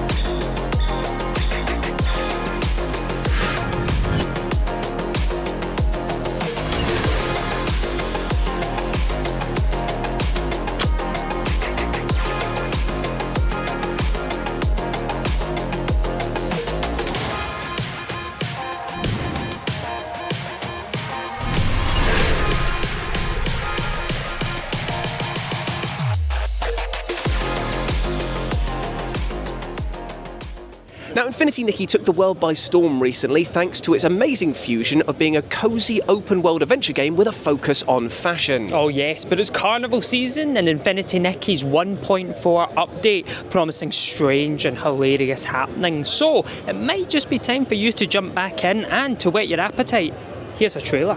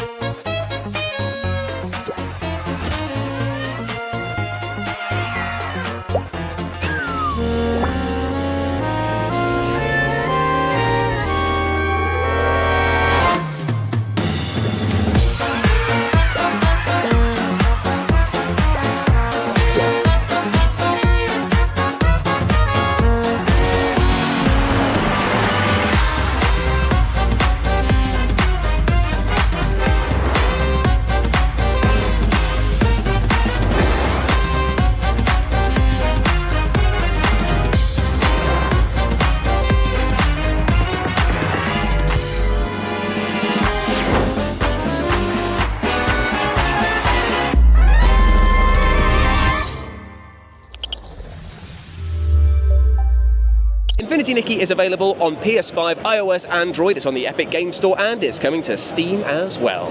Jules, if you were a pirate, who would you make walk the plank first? You.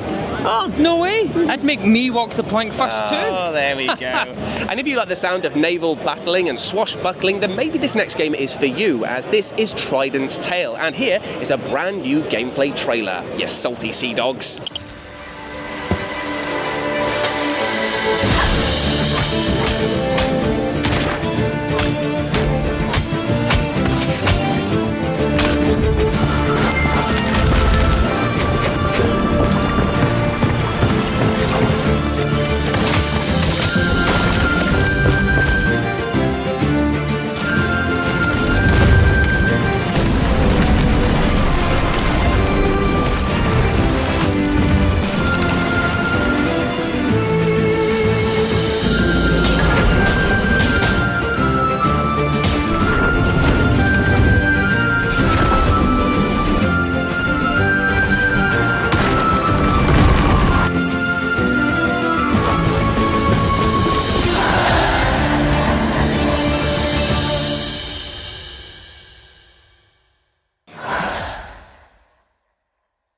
That was Trident's Tale, and the best part about this game is that there's a demo available right now, meaning you can play it right now. You don't even need a treasure map to find it. Lucky you. But now Sono Kuni is a new top-down 2D action game in which one hit means death. And let me tell you folks, it's so addictive it should come with a health warning. Indeed, it should. So we decided to put things to the test, and the FGS team got together to challenge each other to find out who was the fastest in the game's dedicated speedrun mode. I didn't play because everyone knew I'd be the best, so there was no point. That is not true in the slightest. He cried at his desk and told us not to use the footage. No, I didn't. Yeah, that's true. That's true, isn't it? Don't get involved, okay? Yeah. Take a look.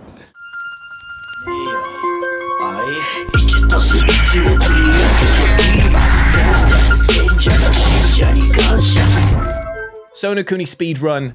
I'm going to destroy the competition. I can do a 152.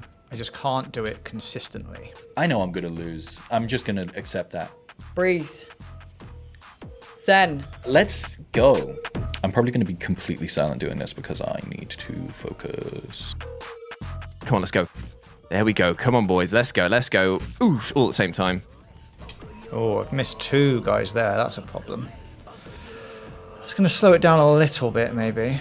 Let the spirit of the warrior go through you, man. We got this. All right, this could be solid. Just don't fuck it up. Oosh. It's all about just clipping them at that pixel perfect moment, isn't it? And hit me, but not really. Haha. Oh boy. Right, can I get this guy to come over the right? Oh, what happened there? I've absolutely... No, this has gone so wrong. I'm going to be so far behind now. Found the bottom of the car. Some people will go around the car. That would be a mistake. No. Okay, come on. We can still get some time back here. Come on, man. Let's go. Maybe we can pull back a few seconds here and there. Right, get rid of the pineapple man.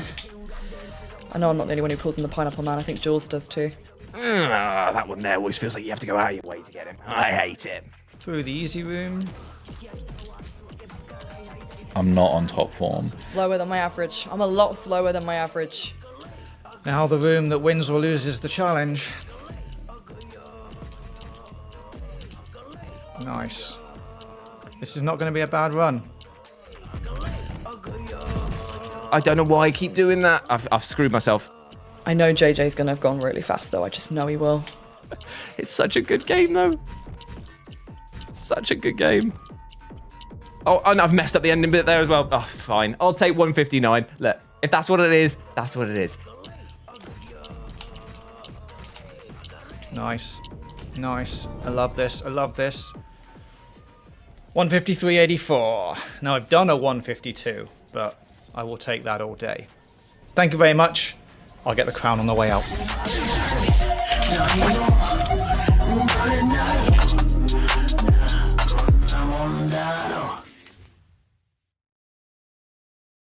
That was Sono Kuni. It's brilliant, and there's a demo available right now for you to try. Now here's the thing. We all love good management games, right? Oh, yes. And if there's one place that needs a lot of management, It's hell. It's hell, exactly. Yeah. The Deadly Path is a management roguelike strategy simulator in which you're in charge of the underworld and the gods of the Dread Pantheon are your bosses. Oh, I bet you they're still easy to deal with than our bosses. Oh, I bet you our bosses are nightmares. Wait. Sorry, boss. Yeah, love you too. Love you, boss. Here, bye. Please don't fire me. Greetings, penitent. Seek ye glory through the gauntlet of dread. Challenge awaits upon the deadly path. Yes.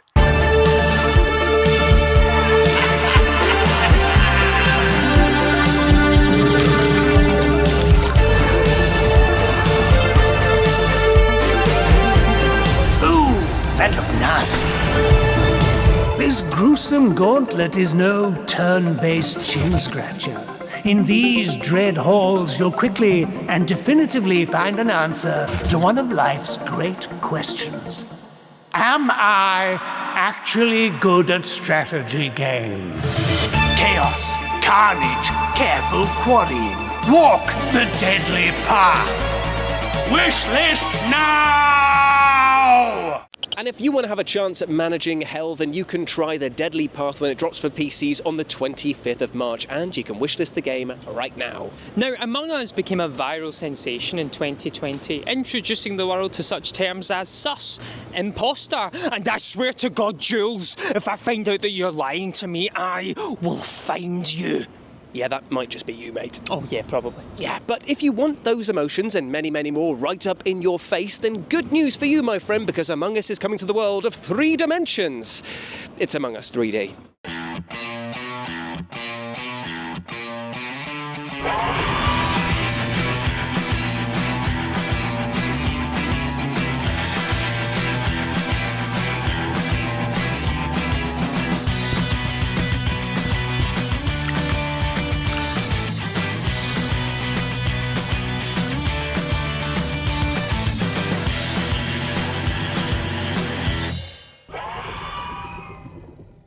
That was Among Us 3D, which launches this spring on Steam, PlayStation VR 2, Quest and Pico. Not just that, but it's got a brand new tag mode where, when you're caught, you join the infected to get the rest of the crewmates. Oh, that sounds so good. Now, South of Midnight has been on everyone's radar recently just because of how beautiful that handcrafted art style is. Oh yes, the more we've seen of it, the more we've been desperate to get our grubby little fingers on it. Well, luckily for us, we actually got a chance to speak to the devs at Compulsion Games who told us more about their dark, fantastical tale and their take on the Deep South. Is that Hazel? The trailer got swept downstream with Mama in it, and it ain't just about Mama. I'm seeing these things. Hello, I'm Whitney, and I'm the art director at Compulsion Games. Hey, I'm Zaire, and I'm one of the writers at Compulsion Games. Right now, we're working on South of Midnight. It's a third-person action-adventure game set in a folkloric version of the Deep South. Hazel is our main character. She's kind of in this weird liminal space between, like, you know, you're a kid and you're becoming an adult. And she's not a superhero. She's a pretty normal kid. And she just is ultimately trying to find her mom. That's her main goal in the game. Well, it's like this, see? Our world is made of strands all wove together. Now, when something terrible or unnatural happens to a creature, the strands get all knotted. We thought it was good to not have like a chosen one. We like the idea that anyone could be a weaver. It's something that like the land will choose for you when you're in like maybe a time of deep need. And so Hazel, as she's running after her mom's trailer in the hurricane, the land chooses her, and it's just kind of at random. She just kind of blinks and you can see the strands like in the sky and stuff, and it's pretty cool. And weavers are able to see kind of the fabric of the universe. We call it the Grand Tapestry. And they're able to manipulate those strands to do various types of spells. And their kind of mission is they heal like stigma in the land, like where bad things have happened that tends to spawn haints. And weavers are able to dispel those haints. They're able to see into your traumas, but they don't like fix your traumas for you. Only you can do that. But they listen to your story, they see your story, they get to see those memories. And I think sometimes that's just what you need, is someone to be like, oh, I'm sorry this happened to you. And I think Hazel's journey is also her growing in empathy and understanding of the different things people go through. Weaving and textiles is super prominent in the Deep South, and we liked that it's sort of a feminine craft. So the idea that her magic power is sort of taking back this traditional feminine craft and making it this beautiful, powerful magic, that was pretty important to us. And so she uses weaving tools like the spindle, the distaff, the hooks. She manipulates what we call the strands, and they're these fibers that make up the universe, and they are inspired by lace. And it was really important that they had this sort of tactile feel that also like complements the tactile stop motion direction of the art style. Yeah, so South of Midnight launches on the Xbox Series X and S, PC, Cloud, Steam, and it's also going to be day one on Game Pass on April 8th. And in the meantime, feel free to shout us out on social media, tell your friends, pre-order, wishlist, really get the word out there. Thanks for watching, and I hope you enjoyed the rest of the show. And you do not have to wait that long, my friends, because South of Midnight is set to drop for Xbox Series X and S on the 8th of April. But coming up next, we've got a game that's very special. It's the first of its kind, an open-world mascot management crime drama. I cannot wait. I've been waiting years for an exact genre like this. I know, haven't we all? We've got a brand new trailer for you featuring some new characters that have been designed and painted by some very special guest collaborators. Painted? Oh yes. さあ、街をきれいにしてやろうかね。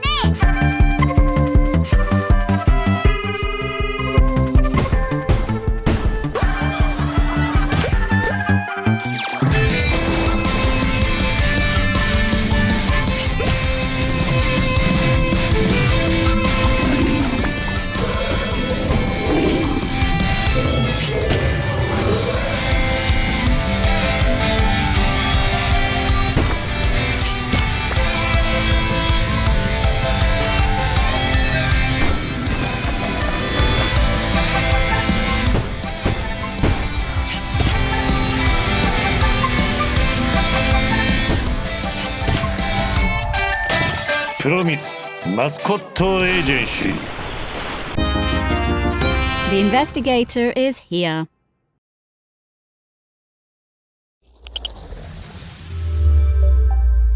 Promise Mascot Agency will be out on April the 10th for Nintendo Switch, PS5, Xbox Series X and S. It's on the Epic Games Store and it's on the Steam Store as well. And also Steam Deck compatible. Oh, lovely stuff. Oh yes, but now I tell you something about me. I think I'd make a great king. No way, I thought the exact same thing about you. Oh yeah, like I'd go just the right amount of power, man. Like just 1 or 2 beheadings a week, no more, no less. Yeah, not too much, not too much. And if you want to find out what type of tyrant that you be, then check out City Tales Medieval Era, and I tell you what, here's a brand new trailer for you to chew on. With 0 real-life dysentery. Yes, actually, that is a guarantee that you can take to the bank. There is 0 real-life dysentery here. Here.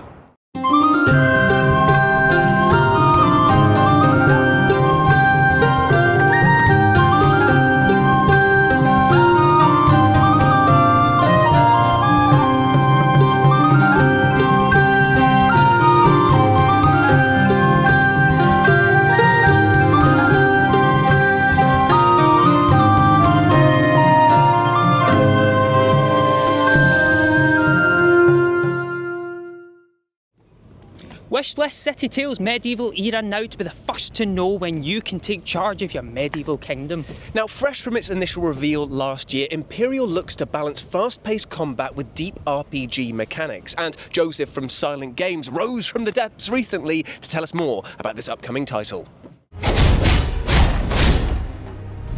Hello, I'm Joseph, co-founder at Silent Games and creative director on our first title, Imperial. Imperial is a third-person action RPG about transcendental revelation. The name kind of does hint towards some supernatural elements. So the story is a very important part of the game, hopefully with thought-provoking themes. I would also emphasize that it is a true RPG. It's full of mechanics and features, plenty of opportunity for theory crafting, players creating their builds. There's an extensive endgame, so we've tried to deliver a complete package. In our game, the combat does revolve around a choice of weapon, but because it's not class-based, you can change that at any time. So you'll get equipment in the game, we have loot drops, that includes 8 equipment slots, and one of those slots is your weapon. And the weapon is probably the most important because it will change your core moves, but yeah, you can switch at any time.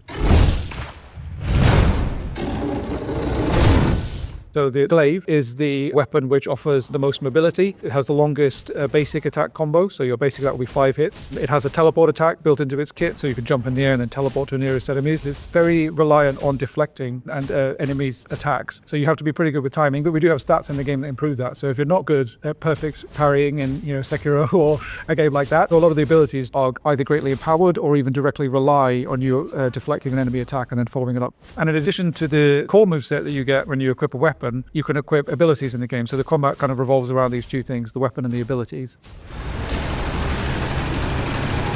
One of the weapons is the cannon. That has 3 different ammunition types, which you can switch between depending on your situation. That ammo system didn't exist for a very long time. Its basic attack used to just be a basic shot, and it just wasn't engaging enough, especially when you compared it to the glaive, where you're doing this 5-hit combo and jump attacks and teleport attacks. I think when people first pick up the game, cannon is often the one that does seem a little out of place. It is the most technical of the weapons, and it's just as powerful as the other 2 as well. It's actually my personal favorite weapon. I always tend to play it when I'm doing a new playthrough, and then have to remind myself that I should be testing to Mason Shield and Glaive a bit more as well.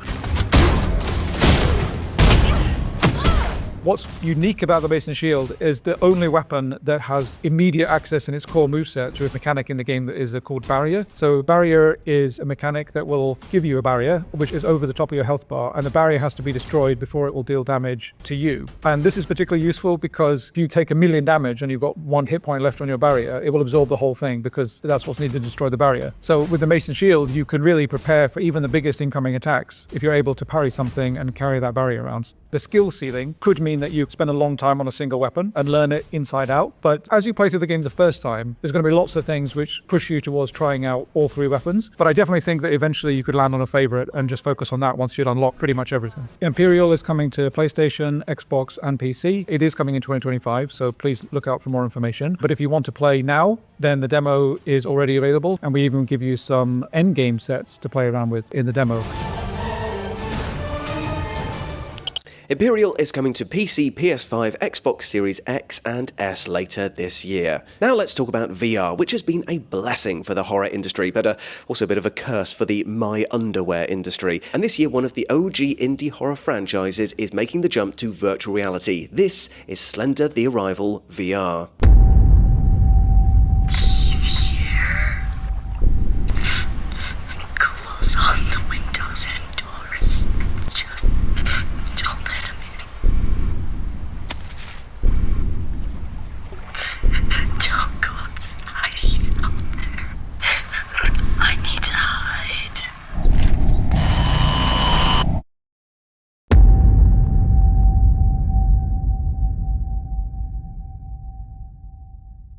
Slender the Arrival is set to launch this spring and coming to PlayStation VR 2, Quest and Steam, so get ready to rip that headset off in terror. Now, let's talk nuclear disasters and how one of these has affected the north of England, turning it into an irradiated wasteland which some may actually call an improvement. And I can say that because I live there. Set in an alternate timeline, Atomfall's unique take on the open world RPG is so good you won't even be thinking about that other franchise that starts with an F. Oh, you mean Fallout? I said not to say it! Oh. We had a chat with Rebellion all about it, so you go have a look at that while I have a word with him. Sir, you have got to start using these, mister, yeah?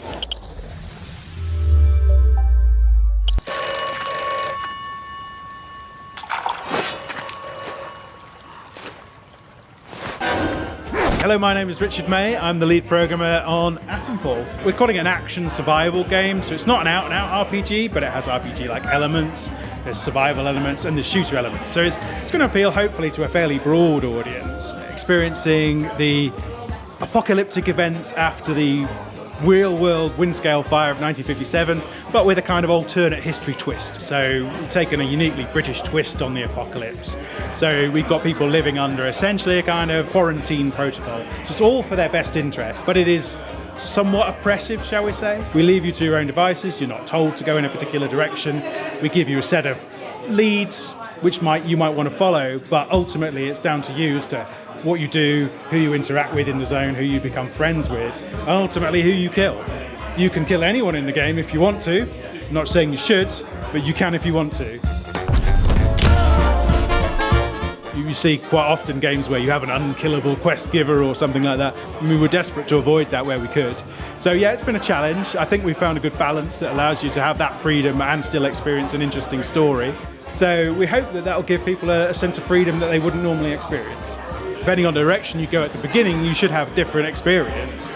There are different factions within the game that you can cozy up to. I wouldn't say become friends with exactly, because none of them are particularly friendly. But yes, you can make friends or enemies as you like in the game. And so hopefully people will experience something different every time they play. It's inspired by classic British sci-fi and a lot of other exciting things. from that kind of time period. So we've got giant robots stomping around the place. We've also got folk horror elements, which you might see something that looks a bit like the Wicker Man in the background. And there's loads of little Easter eggs and tidbits that we've sort of taken from British sci-fi and media over the years. So there's loads to discover, and I hope people enjoy finding them. I have to say the cricket bat is still my favourite weapon in the game. I hope people have a lot of fun with that. And there's some little achievements you might earn if you use it as well, so look out for those. It does also have a certain amount of the Rebellion DNA in it. The Atomfall world is almost like a giant Sniper Elite level, where we're taking this sort of sandbox gameplay of the Sniper Elite series and expanded upon that to give you the freedom of the world. Yeah, Atomfall's coming out on the 27th of March on all platforms, including Game Pass. I hope you have a good time playing it. Bye.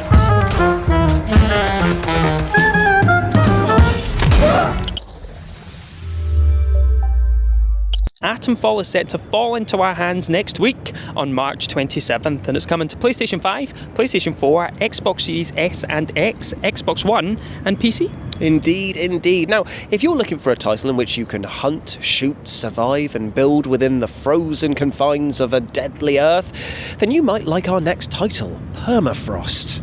I personally am kind of enjoying the sun, though, to be honest. It does sound like life in Scotland. Yeah, it does, actually.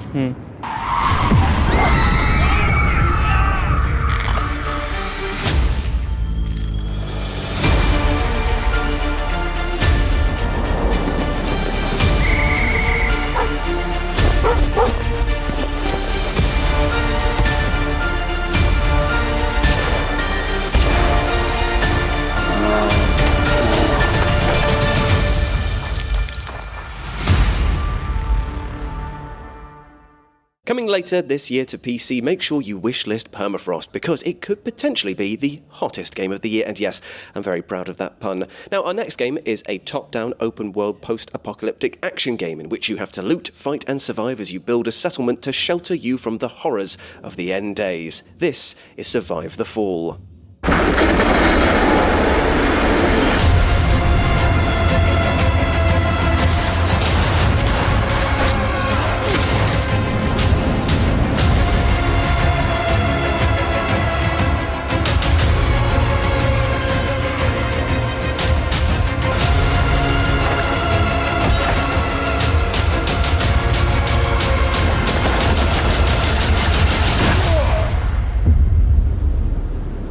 Survive the Fall is out for PC later this year, and let's be honest, probably good research for the next few years of life on Earth. Yeah, but I don't know about you, mate, but I absolutely love walking.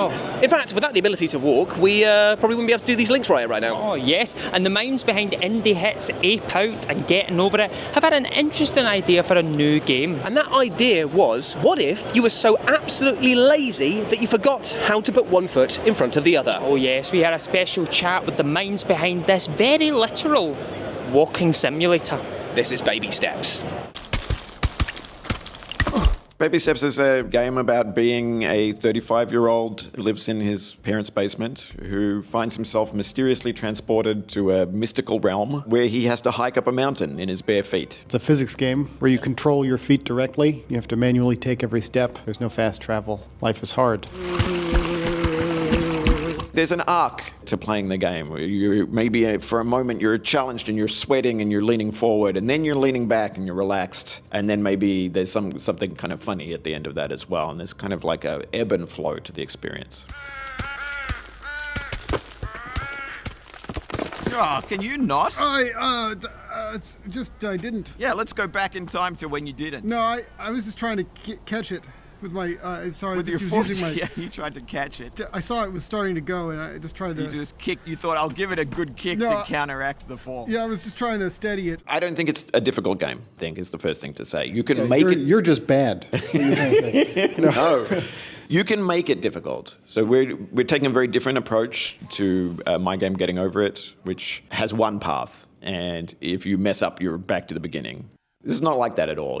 really kind of achievable set of paths that are very sort of safe and more or less easy. And we're constantly tempting you off that and inviting you to try something that's a bit more difficult, but on your own terms. And if something that's optional seems like it's too hard, you just don't have to do it. Also, just because it's an open world game, a lot of the time when you fall off something, you're falling into a part of the world you haven't been to before. We try to design the world so that when you're losing progress, you're not just back where you started. You don't have to do the same thing again. It's putting you on some other path. Okay, tree. And We've done a lot of work from an aesthetic standpoint to make it so that falling is enjoyable, so that there's rich aesthetic experiences you're having as you're sliding down a mudslide, as you're losing progress. There's cool stuff that's happening, and there's a lot of richness in what failing feels like in the context of playing this game, and it's enjoyable. The purpose of games is not just to blindly succeed. Yeah. And part of what we're trying to do with this game is to make the process of not succeeding enjoyable. Hopefully funny as well, yeah. what the hell? I said when Getting Over It came out, I said it would take, what did I say, an hour if you were really fast? Yeah, something like that. And it's actually a minute is the answer. Yeah. So I should take whatever I think and just divide it by 60. What's your time? What's your guess? For a speed run? Okay, wait, what are the parameters of the bet? Is this the speed run after 6 months? After 6 months, I think they'll be doing it in 20 minutes. That's too short. That will have some crazy glitches and skips. Skipless, like glitchless run, I want to say 2 hours. I'm going to say 1 hour. Baby Steps is coming to PlayStation 5 and Steam later this year. Give us a wish list.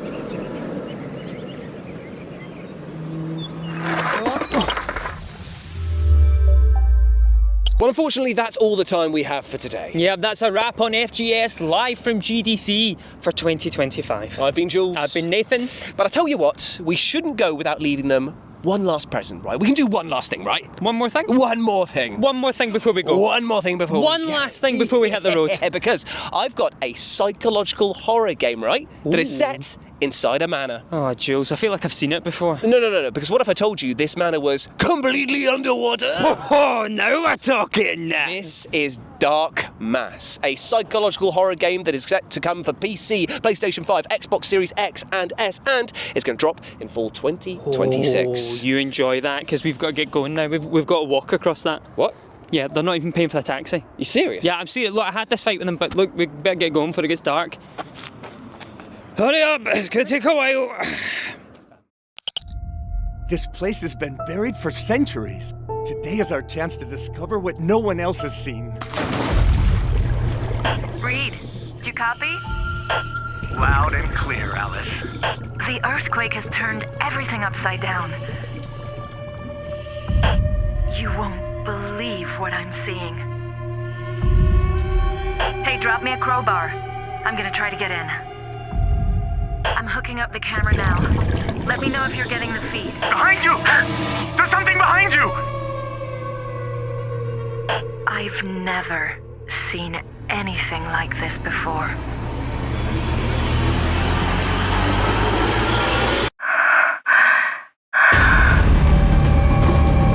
What was that? I think I'm not alone down here.